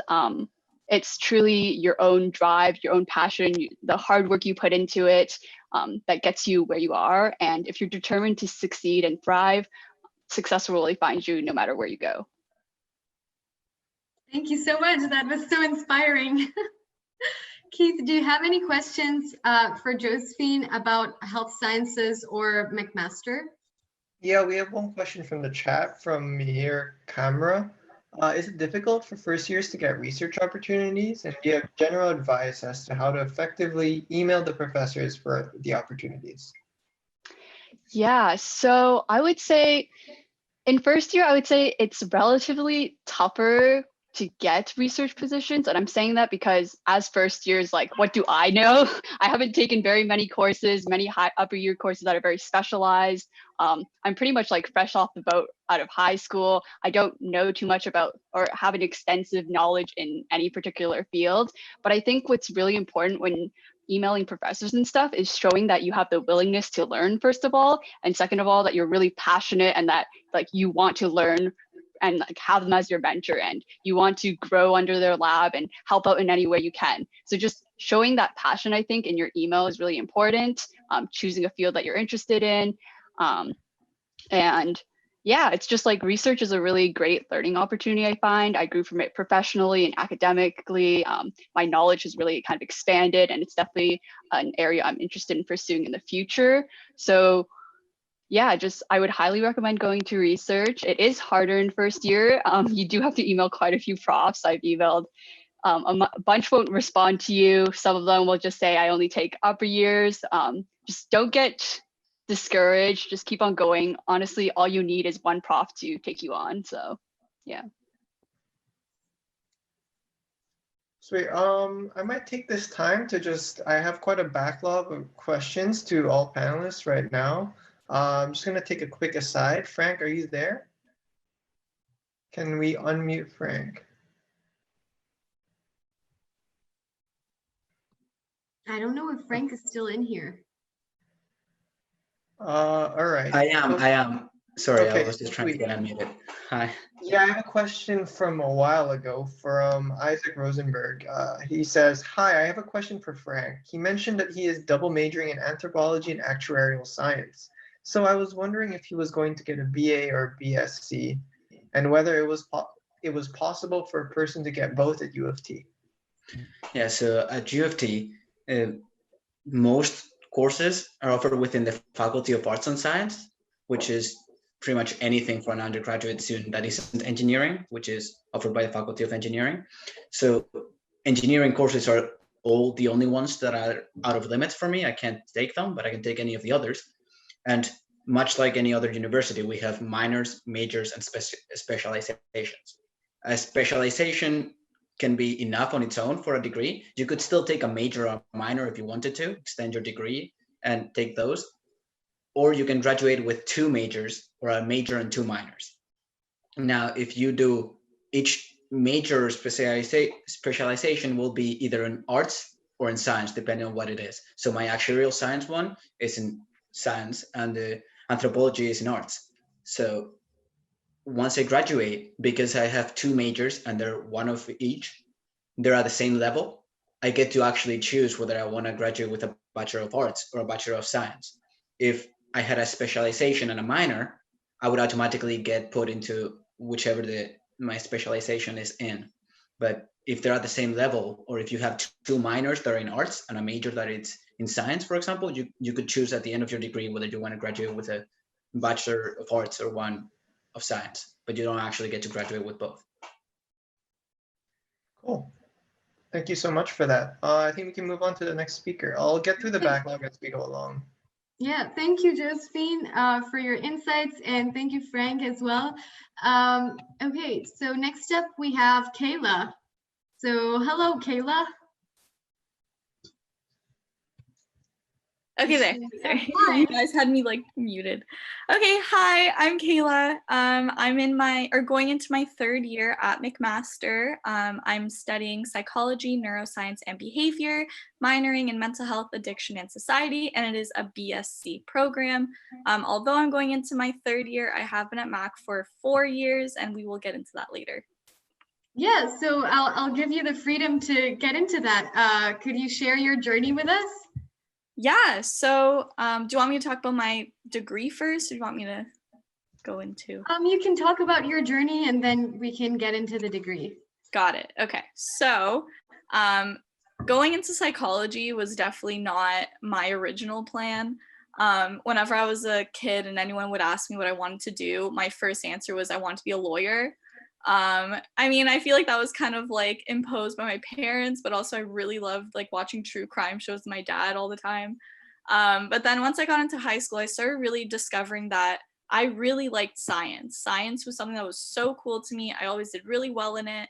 And I knew that I wanted to go into something with science. And at the time, chemistry was my favorite science. So then rationally, my head somehow went to, I want to be an anesthesiologist. So major in chem, go into all that. Then something happened in grade 12, which like completely changed my mind. I took a course, which I don't know if any of you have been taking or took this year. It's called Families in Canada. And basically what the course does is it makes you analyze the family dynamic in various social science aspects. So anthro, socio, and psychological aspects, where you just kind of look at things in different ways. And I just thought it was so cool to think of things in such a different, unique perspective, because I was so used to that like factual, this is the right answer, that is the only answer type of thinking. And then when you go into a class like this where you're being told like, oh, this is a possible way of thinking of how things were, but then it could also be this and it could also be that, and then there's so many possible ways to think about things and they all seem like correct, but also, you know, you have to think about them. But anyways, the main point is I like thinking about things in a different way. So that kind of changed my whole perspective in that I wanted to go into psychology, but my main thing was I still wanted there to be a science aspect. That was so important to me because again, I do still love science. So I went into my whole search for university programs, like all of you probably did this whole year. And I was dead set on finding this one psychology program that was like perfect for me. And that didn't work out too well until I found McMaster's program. And I say that because I find that other universities, they either have a psychology BA program or a psychology BSc program. And I find that they're very separated, where it's BA will focus very heavily on the theory, and then BSc will focus very heavily on the science, being neuroscience. And I knew I really wanted a mix of both, because I didn't just want to go into things with just science, but I also didn't just want to think about theory. So when I discovered McMaster's psychology, neuroscience, and behavior program, and I really researched it, went to all the open houses, I found out that it's exactly what I wanted. There is a good like half and half split of theory and science. And that goes for both the BA and BSc versions of my program. You take the exact same courses. The only difference is that if you're doing the BSc program, you just have to take, I think it's like 6 or 7 extra science courses that are just straight like chem, physics, bio, whatever it is. Yeah, so that's how we got to my program. And definitely was not the typical journey to get to my current third year. I entered first year in 2016, as everybody else did in my year, going right out of grade 12. And I really did not have the best time adjusting. You never really notice how much your parents do for you until you actually move out and have to be independent. And that really hit me like a truck in September when I moved in. You just really learn how to or you have to learn quickly how to do things by yourself. Like even the simplest things like doing laundry, I was so confused how to do it the first time. And I clearly remember literally going down to the laundry room with my best friend at the time being like, hey, this is so embarrassing, but like, what setting do I put it to? So just like little things like that, you have to learn. So I did not get the best marks in that first semester, mainly because I was really just adjusting. To be quite honest, I wasn't the best student in high school, so I thought I could just slide by like I kind of did in high school, and clearly that doesn't work in university. So pro tip right now, work hard. Don't think it'll work. So yeah, so that kind of happened. That was already a little discouraging to me because I was always such like not a great student studying wise, but I always ended up with like pretty good marks. And then January hit, and I have always struggled with mental health and different mental illnesses. And I don't know if it was just like the seasonal or if it just was like an episode that I had, but it really, really hit. And I just tanked with my grades. And I wasn't going out, I was going to class, I was just literally waking up, having food, going back to sleep, sleeping all day. It was not a good time period. So of course, what results in that is I failed out of school, and it sucks to think about it, but you know, it happens. And I knew right away, I was like, I need to get some help and I need to get back on track, you know, like I've always been so passionate about my education. So it was just really crazy to even think that this even happened. So I immediately took action and I started researching like, how do you get back into university essentially? So McMaster has a reinstatement process that I'm sure every university has as well, where you do have to fill out some requirements. There's like an application. You have to do either 3 Athabasca University courses, which are online, or you have to do a year at college. So I took the college route, and you had to get, I think it's an average of a B in those educational requirements.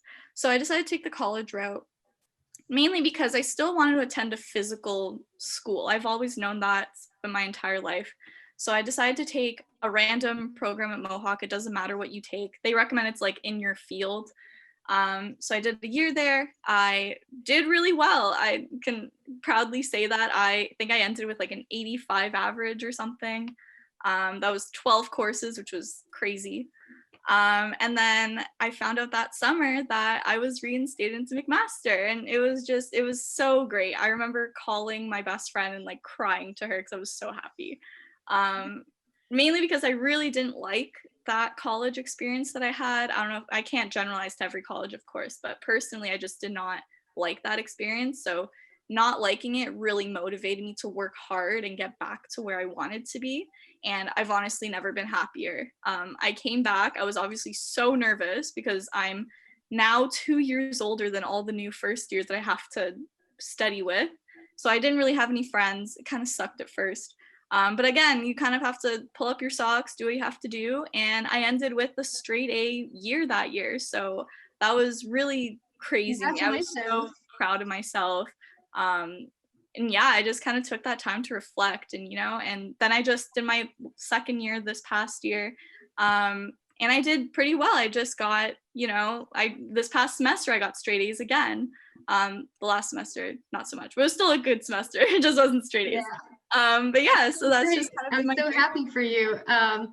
And I just want to add that I know you struggled with mental health, but the reality is that once you graduate from high school, life just hits you and you have this plan and things change. And even if you have your mind set and you're like, oh no, I'm doing exactly this, you end up going on a completely different route. So I think that's really important for people to mentally prepare for that you might not end up doing what you thought you were going to do, and that's okay. It's all about adapting. So yeah, thank you so much for sharing that. And just quickly, I would like to know a little bit about your sorority that you're involved in at university. Yes, so I'm sure you guys have all seen in the movies. Most universities do have a Greek life on campus. I promise you, they're not like what you see in the movies. We're actually very, very volunteer and philanthropy based.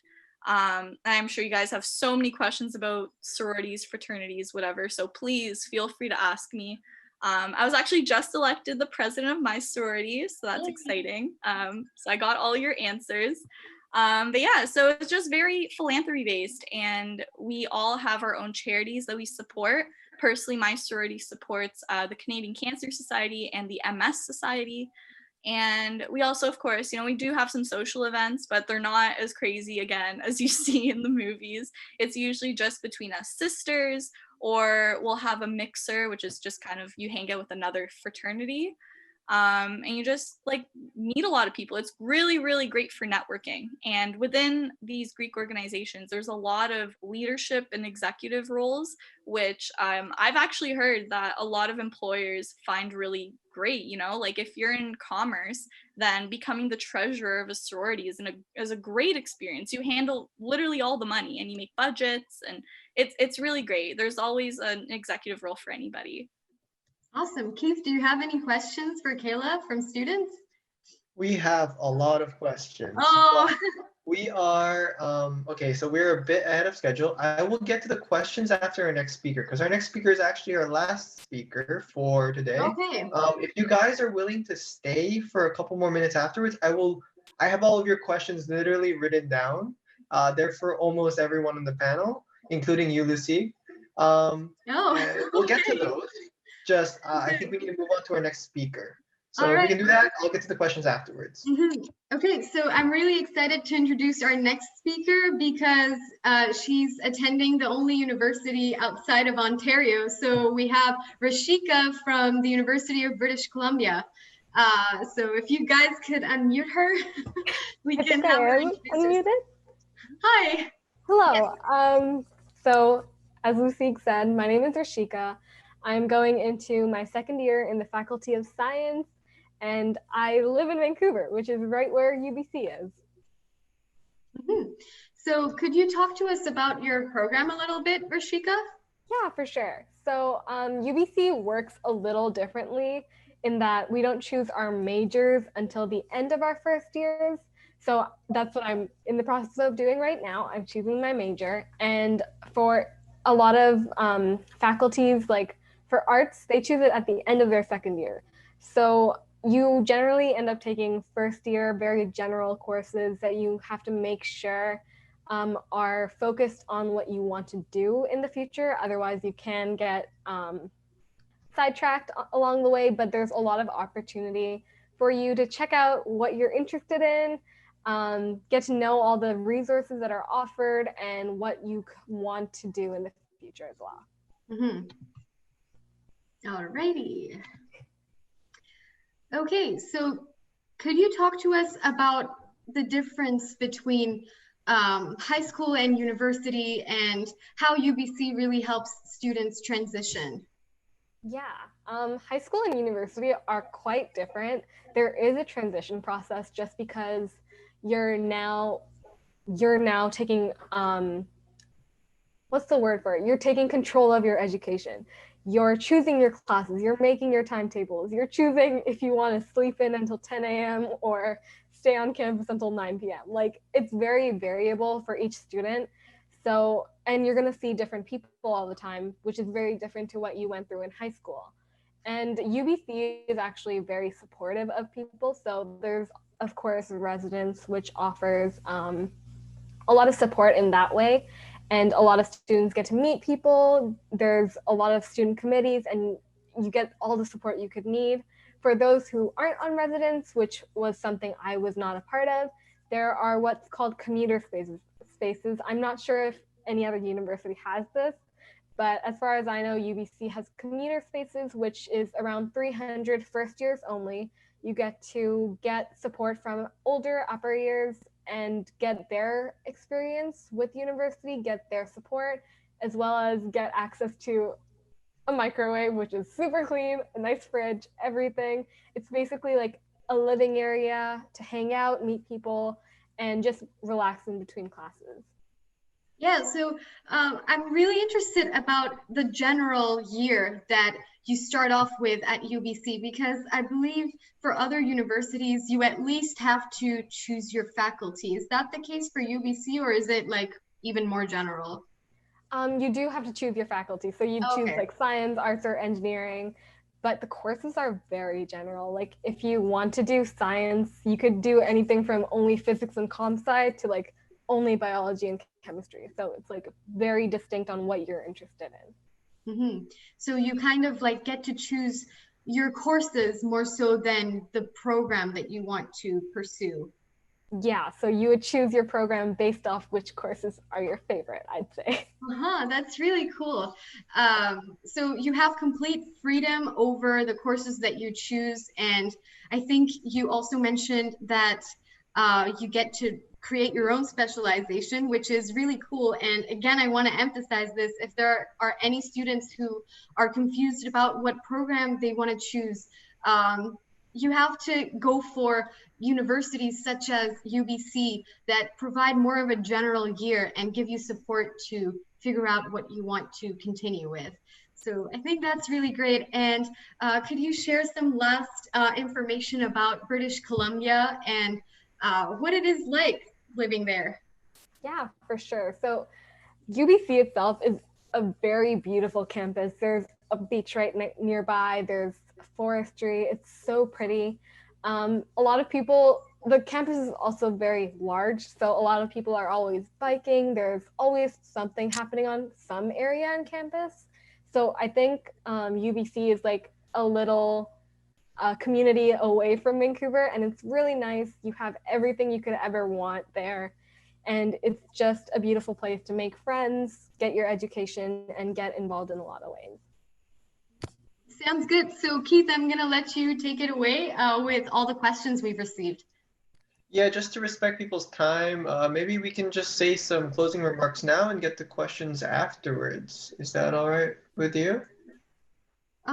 Sure, we can do that.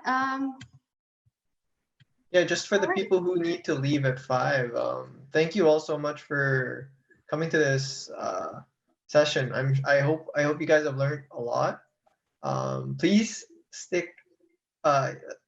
here for the questions. All your questions are absolutely wonderful, and I'm sure we'll get great responses. Yeah, a quick thing that I want to mention is that we're actually recording the panel. So if you didn't catch anything or you want to go back and listen to something again, you totally can.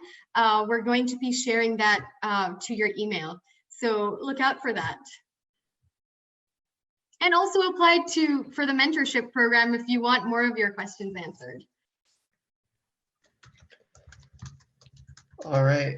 So now I think I'm just going to run through my list. So the first question is for Randy, from Farah, and they're asking, I was wondering about Queen's engineering and if it's easy to switch between streams in that faculty during first year. Yeah, for sure. So I'm not in engineering. So computer science is, while it's its own school, it's technically under like arts and science. But I know that in engineering specifically, it is also a general first year.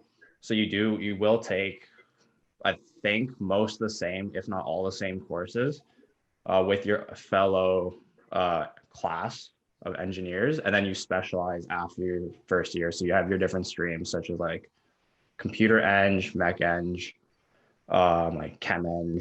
But yeah, like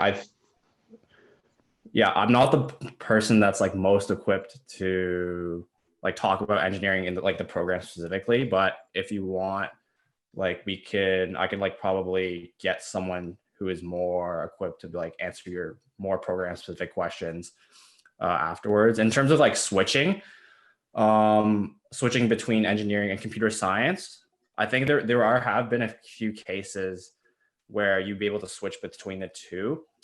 I don't know particularly how easy or difficult it is, but like I said, like if you have any questions afterwards, just like message me and I'll try to get you the answer to that specifically.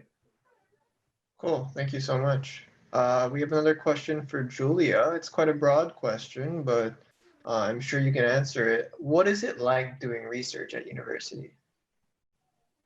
So I am a research assistant at a lab on campus. So that's volunteer based, and it's about 8 to 10 hours a week. So Queens has a ton of different labs run by professors in all different areas. There's like a lot of psychology labs, and that's one of the ones that I do research in, but they have like in a bunch of different areas. So research is a great opportunity to like learn more about an area that you're interested in and kind of get like more hands-on experience, something that you wouldn't be learning in your classes. There are a lot of opportunities for research, but there are still like limited spaces in individual labs. So it's something that you have to be proactive about. If something interests you, then reach out to that lab. And it's also a great way to connect with a professor. One of the reasons that I started working in the lab that I am now is because I took this professor's class and I just was really interested in it, and I didn't even know that that would be one of my interests. So that's when I started working in the lab. Yeah, it's just a great way to like broaden your knowledge. And I know a lot of like research experience is a really great thing that like a ton of people look for. Employers, like if you want to go after undergrads, like graduate schools, like it's an important skill to have. And then there's also lab courses. I can speak for at least for psychology. They have lab courses like in specific areas that would be a group of like 20 to 30 students. And then you can also do a directed lab, which is like your own lab course with whatever professor that you're interested in working with. So there's a lot of flexibility and different ways to get involved in research. Cool. Thank you so much. We have an off-topic question right now. I was just wondering if either you or Randy can answer this. I'm not sure if either of you can, but like if we can get some input. We have Jerry Wu from the YouTube chat asking, I know there aren't any Queen's Commerce students in the call, but I was wondering if anyone had any idea what the commerce side of Queen's is like. Can any of you speak to that? I guess I could sort of speak to that. Like I have a lot of commerce friends. I think like there is someone on the PTC team who is in commerce, but who's not on the call. So if you want, I can get him to talk to you that I know of. But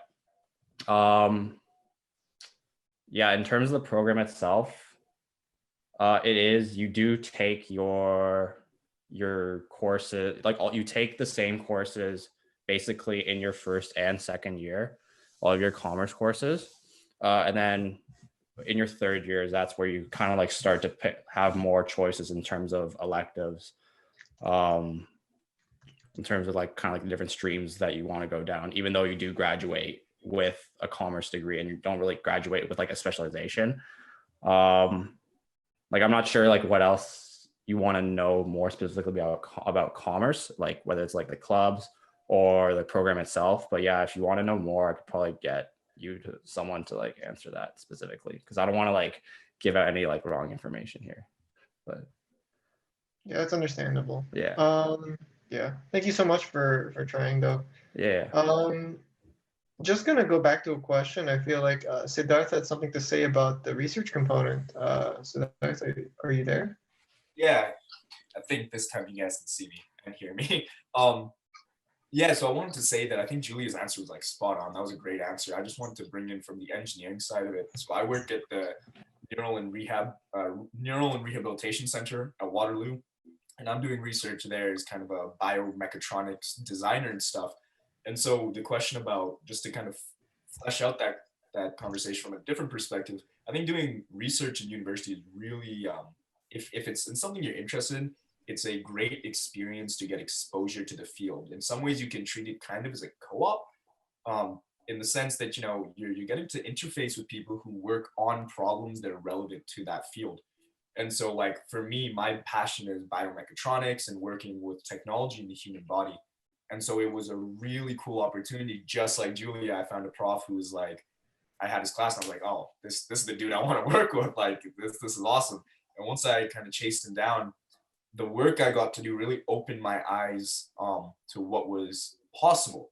So if you're not only I would say if you're in a STEM field, like if you're in any sort of even social sciences, getting research experience gives you exposure to the side of the field that people in industry then really appreciate. Because, you know, to develop any product, the 3 steps are, you know, research, design, manufacturing, even if it's a service. And having that research side of stuff can be really useful for both you as a young person trying to understand what you want to do, then also as a professional. Putting that on your resume can be a great benefit. So I just wanted to jump onto Julia's thing about that. Cool. Thank you so much for that input. Yeah. It's always good to get a new perspective to things. I have a lot more questions. I have one for Josephine, if you're still there. Can we?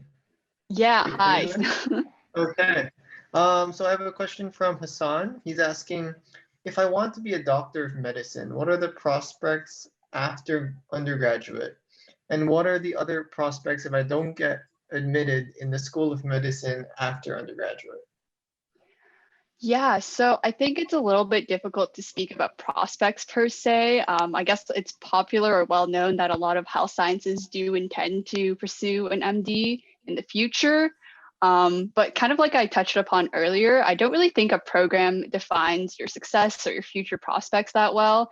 Again, like as much as you can say statistically, this many students go on to do so and so in the future. Like that's a statistic at the end of the day, and that doesn't mean that's not like a set that doesn't like determine what you will necessarily do in the future. And I think you can really get into medical school with any undergraduate degree. It doesn't make a difference whether you're in commerce or engineering. In medical school, students have a really diverse range of students with all sorts of backgrounds. With regards to your second question, I guess I'll speak specifically to my program, what you can do afterwards. Honestly, there's a lot you can do, especially as I mentioned earlier, since health sciences, you can take a lot of electives, you can minor in stuff. You can really kind of like customize and tailor your degree and pursue other interests that are not necessarily biology or health science related.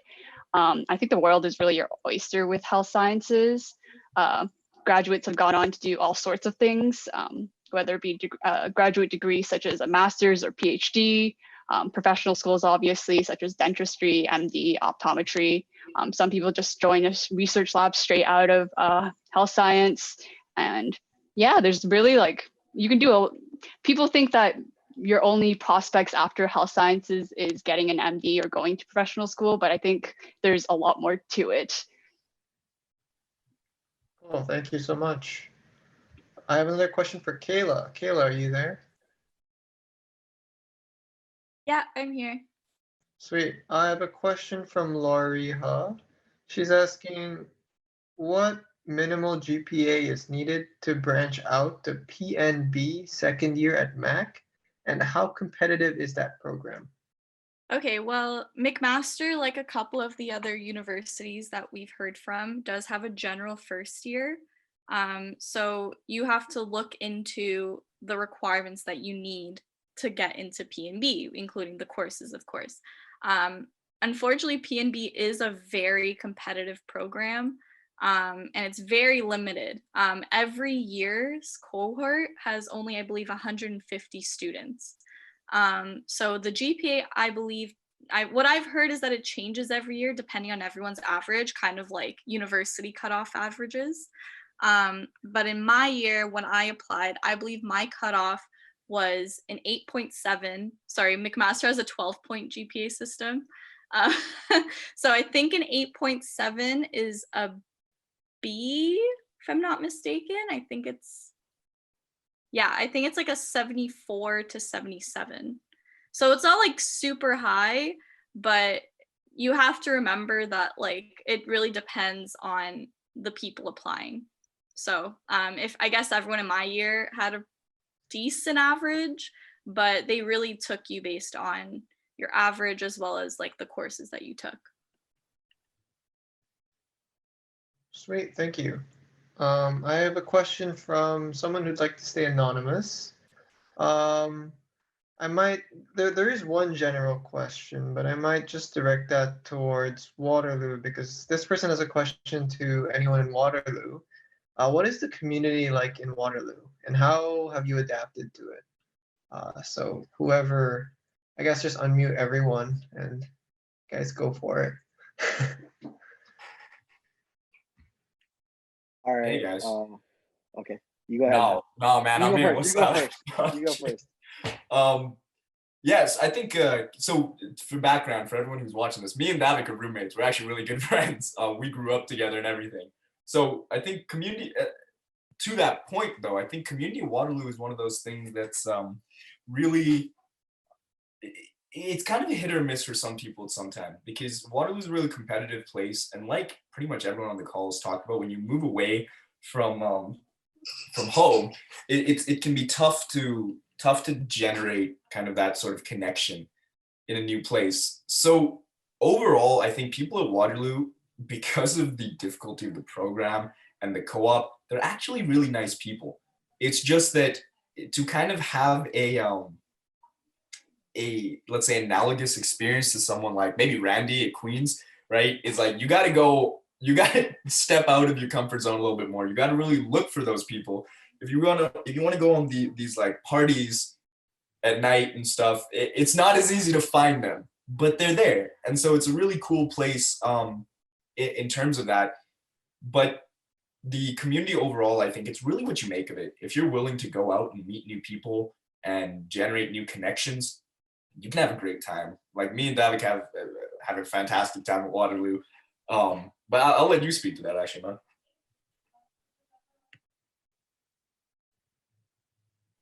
Yeah, no, yeah, exactly what Sid's saying. I think compared to other universities, there's like other universities might, for the social aspect, it will come to you. Where in Waterloo, you sort of have to work a little harder for it. But the opportunities are definitely there. You just have to go out and go seize them. And so like, you know what, like if you want to go out and party, you can do that as well. If you want to make those connections, you can do that as well. But Waterloo itself, yeah, I'm not gonna lie, there is some, like, I wish it was a little more social, but those opportunities are there if needed. You just have to go out to go get them rather than them coming to you all the time. Thank you. So there is a question for everyone, but I know Rishika has told me that she's going to answer it on one front. The question is, can any student talk about the external exams they've done? For example, AP, SAT, IGCSE, and what is important in that way of applying to universities?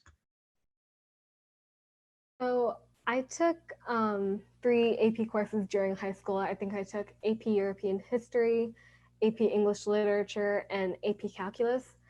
It's really, I didn't end up taking the AP exam for European history, but because I didn't think it was relevant to my major at the time, and I wanted to space out the exams, some of them were all on the same day. So I think something really important is UBC specifically really likes a lot of APs because it shows, just as something you're generally taking, even if you don't take the exam, just because it shows you're willing to try something new and work hard for it. So UBC especially really likes the more APs you take, the more they like it. And honestly, taking AP English and AP Calc and getting the credit was probably one of the lifesavers for me. It's really helpful to get AP credit for certain degrees just so you can spend that time taking other courses and things relevant for your degree. Right. I know Lucille wants to try this. Yeah, I want to add my input because I somehow feel like this was answered by, this was asked by someone from my high school because we had a ton of external exams. I'm from Shui Fat, as some of you might know. So yeah, I did like 6 APs, I think. I did AP Chemistry, AP Calculus. I did Physics 1 and 2, the medical physics, and I did English. I completely failed that. I got a 2 on that. And I did psychology too. I self-studied psychology. I got like 5s on pretty much everything except Physics 1 and English. So for me, the APs didn't help me get any transfer credits personally because of the universities that I chose. I went to the University of Sheffield first, and then I transferred to the University of Waterloo, and neither of them gave me any transfer credits at all, but I definitely would say that they helped me get into it, into university, because I was an international student as well, and I'd say maybe as an international student, you might have more competition. So follow your high school counselor advice. That's what I'm gonna say. It also helps you get scholarships. I know for the University of Sheffield, there are scholarships specifically for AP students. So definitely recommend, and you'll cover those courses in university. So you'll be very prepared. Sweet, thank you for that response. Next, I know David wants to try for AP at Waterloo, but also we have another follow-up question from the same anonymous person. After you answer the external exams, etc., they want to know how do we and when do we start to build up our CV? So okay. Take that one at a time. All right. Yeah, so I've been talking about first AP. I also did a couple of AP courses. I'm pretty sure I did like most of the core courses except for English. But in terms of actually going directly to Waterloo, I know for engineering programs, like they don't take it as credit to skip courses in Waterloo. So it didn't work directly there, but it was nice for the fact that, a lot of our first year courses, some of the material that they cover, some of the new material was already covered in AP. And, I think specifically, in AP Calc, we cover integration, where I think normal curriculums in Ontario don't cover that. And so stuff like that is like AP will let you have that knowledge from beforehand. So going in, it's not as much of a jump, because I definitely, between university and school, there is that academic jump, and AP sort of helps alleviate that. So I do definitely recommend it. But at the same time, if you don't take AP, it's not the end of the world. You're more like, it's completely fine not to take it. Just make sure at the end of the day, your grades matter, regardless of AP or not AP. So whatever will benefit you, just you can do that. And now following up for the second question, sorry, can you repeat that? Yeah, don't worry. Yeah. It was a lot. How do we and when do we start to build up our CV? Okay. Yeah, so coming in, you really have to, for me, I joined a bunch of extracurriculars in high school just because, for the AIF, like Sid mentioned when he was talking, they really value some of the extracurriculars you do too. And so in part of that, because you're trying to, boost yourself in the AIF with those extracurriculars, you're already sort of building your CV. And so focus on things, focus focus on writing down some of the experience you have in those extracurricular activities that you might have, and just things that employers might see valuable. And whether that's a technical project or non-technical stuff like organizing events, all of that can be really helpful in fleshing out your CV and helping you get that job in first year. So in terms of building your CV, I mean, you could start making it before you come in, like the July or August, before Waterloo starts, because like you start applying for jobs pretty quick. I think like in a week or two, you start applying for jobs. So you gotta really either ramp up like crazy in September, or you can start the process a little earlier. But in terms of building the experience from beforehand, you know, you can utilize that high school experience you might already have and put that on your CV. Just try. I think one thing you could do in high school is try writing down some of the key points in your experience, so that when you are building your CV, it's not as much of a grind to go back into your whole history and then think about what you've done.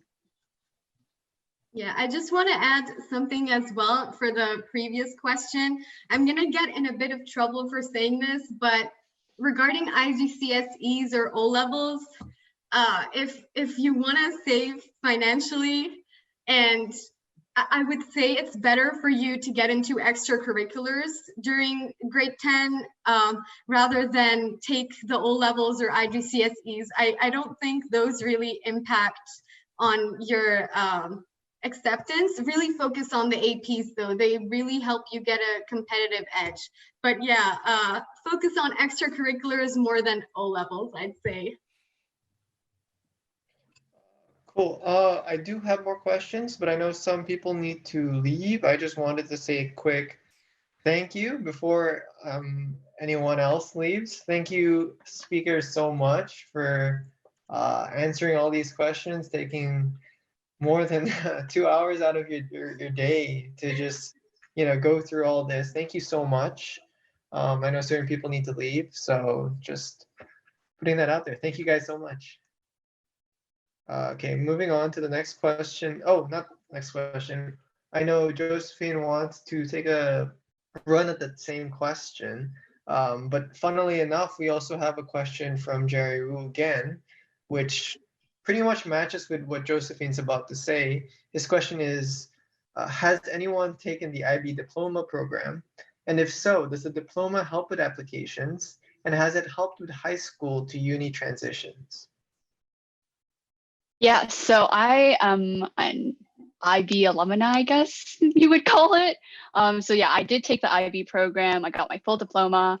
With regards to whether or not it helps you get into your programs, I don't believe it helped me too much, honestly, because how it kind of worked, at least at my high school, was your IB mark was kind of translated into your Ontario mark. And generally, from what my guidance counselor told me, Ontario universities look at your Ontario mark first, because that's the one that's more likely to get you in than your IB mark. So in the grand scheme of things, I honestly don't think like getting the diploma or like getting my IB marks really made or break my application. But I will say it was, I think in general, taking the IB experience or like taking the degree or diploma was still really helpful. Definitely with regards to the transition to high school to university. It's kind of like AP where you can take credits as well. So I took my art and my English credits, and I'll never have to take an English class in my life ever again, which I am so happy about. But with the transition, I found it really helped a lot because IB kind of, if you take higher level, it covers the entire first year of university pretty much. So it gives you a really strong foundation. I was really comfortable in my chemistry class because I was already familiar with a lot of the concepts and topics. So in that sense, I think it really does prepare you quite well for university. Okay, thank you. Oh, while I still have you here, I know you answered a question in the chat, but just for reference, since we're recording, maybe just like re-answer the question here. The question was from Emily Hune, and she was asking, is there a co-op program at McMaster? Yeah, so there is a co-op program at McMaster, but it's not offered for all faculties and programs. So for example, I can't take a co-op, but I know engineering does. So definitely look into your faculty. You should be able to find that information pretty easily on the McMaster website. Cool. Thank you so much. I have a general question, but I know we haven't heard from Ryan in a while. Ryan, are you there?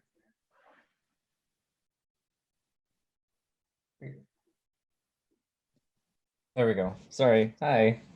Sweet. We have a general question from our same anonymous person. I'm not sure. Just let me know if you don't know how to answer this question. I can direct it towards someone else. It's how do we pick which universities to apply to in Canada? And how are acceptance rates for international students? Maybe that second part won't be able to answer, but that first part. Yeah, I'm like probably the opposite of an international student. But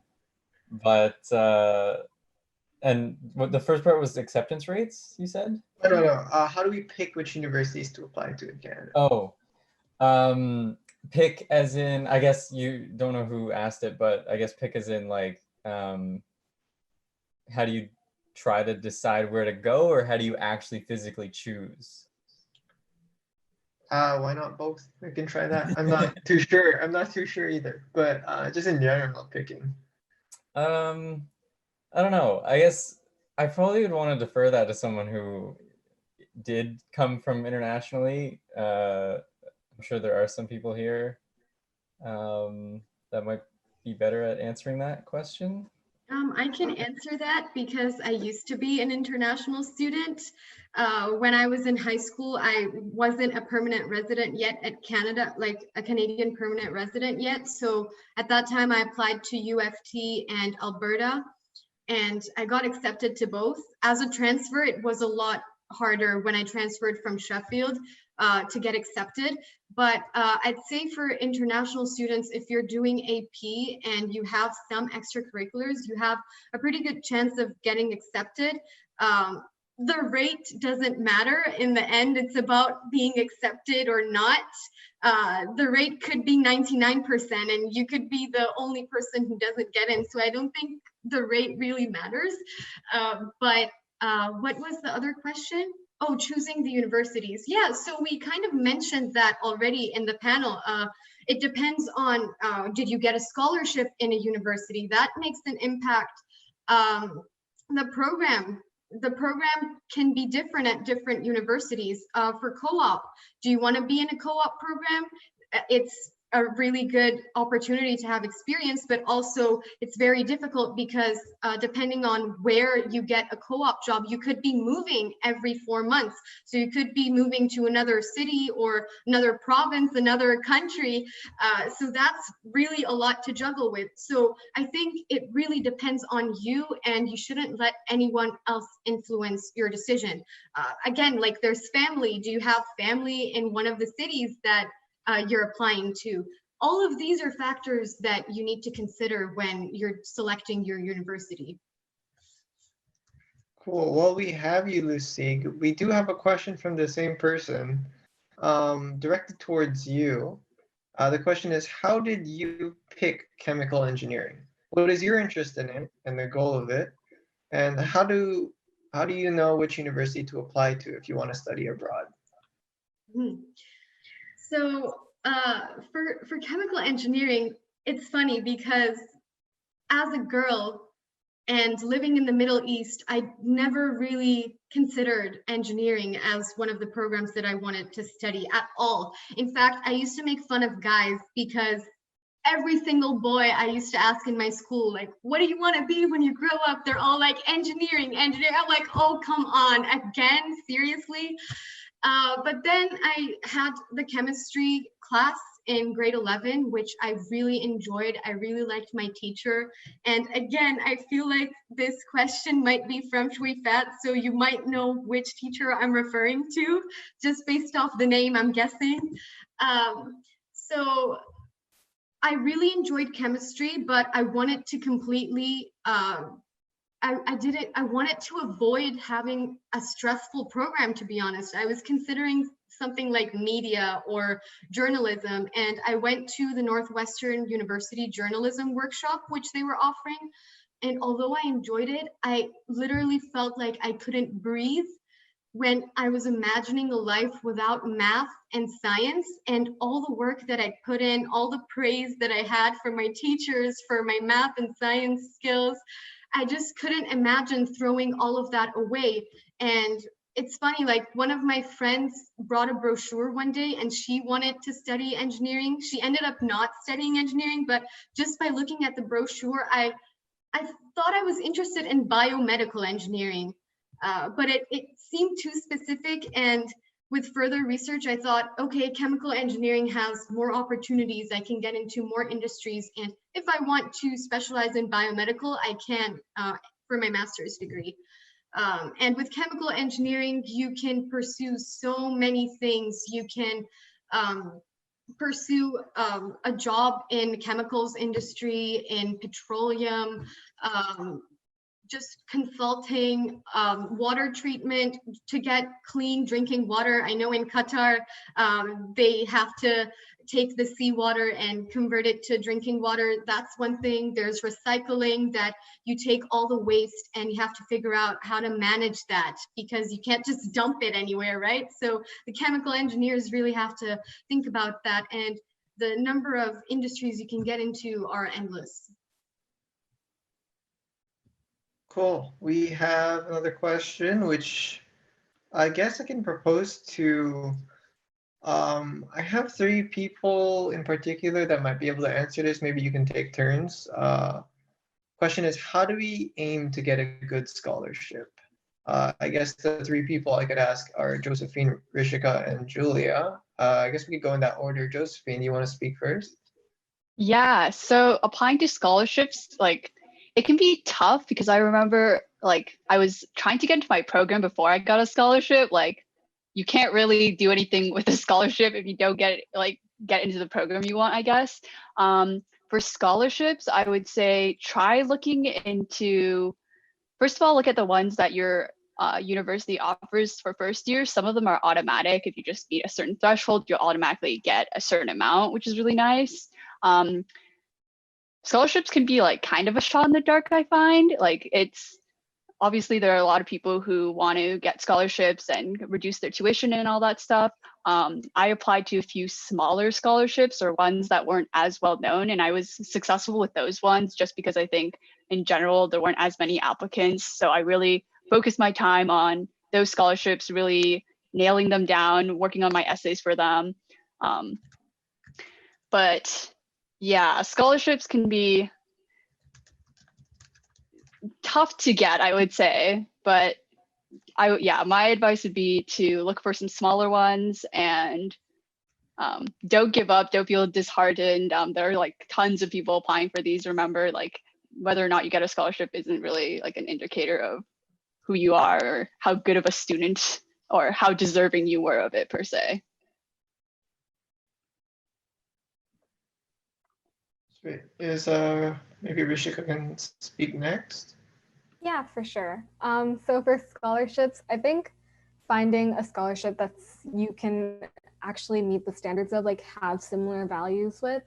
If you're not someone who can apply to what they're looking for, most scholarships have like a certain theme for ones that aren't academically focused. So I think applying for ones that you think you actually meet the criteria for is really important and that you think would benefit you. For academic ones, I think definitely, like Josephine said, look into your university's academic ones. It will be very competitive, but I think those ones are probably your best bet just because you have the most access to those ones. Also, I don't know if there are any BC people watching, but the top 5% in BC of graduating students every year get a scholarship from the government. So I think that's also a little bit of a load off. Cool. And I guess Julia.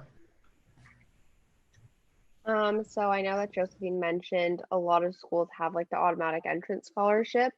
So I can speak at least from Queens. I know that I believe there's like 3 levels of depending on your high school average if you can get that scholarship. And I know for mine at least, I was able to get that, and I believe it covered like I only had to pay for my living expenses in the end, and because the scholarship covered all of tuition, so that was helpful. I know that throughout your years at school, you can also apply to different things. I personally have a friend who she like is one of the hardest workers I know, and she didn't directly apply for scholarships, but just based on like her marks in school and stuff, she kind of kept getting little things sent to her. I remember she told me one day that she had like a $12 scholarship, but it ended up like all these little things that she got added up to like $1,000. So like even little things can definitely add up and help out. And then just in terms of, I guess, like finances, I know like for Queens, there's a lot of jobs on campus for students that make it really easy to work while you're still studying and are like no experience required. So that's another great way that at least I found to make some money to help with finances and stuff, like in addition to scholarships, because that can be difficult to get sometimes. Cool, and I think we're already way over time. That concludes this session. Thank you guys so much for staying extra. Thank you. Thank you so much. Yeah, and one quick thing I wanted to add as well is your safest bet for financial help is co-op. Again, I said I'm biased and I'm from the University of Waterloo, but a lot of universities, of course, offer co-op. With co-op, it's basically like a scholarship, but you're also getting experience as well. So it's like even better than a scholarship. So I recommend to everybody to apply to a co-op program if you can, if your program allows you to do that. And yeah, thank you to everyone and good luck with your university applications. Good luck with this whole coronavirus thing and we'll keep connected.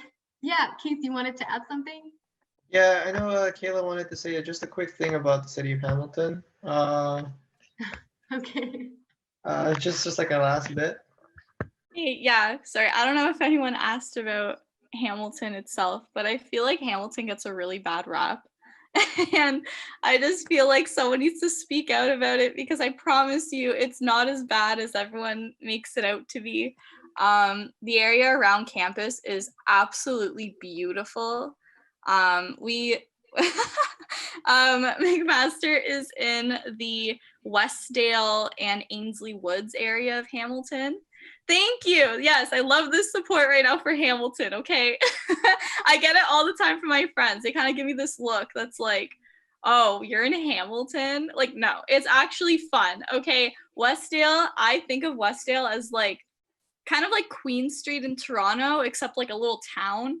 And it's so cute. There's so many like little shops and little places to eat. I would honestly compare it to like Kingston, where Westdale is known for like, that's where Mac students go to eat, like good food. You go to Westdale, it's so good. And then around Mac even, right? And around Mac even, there's so much nature.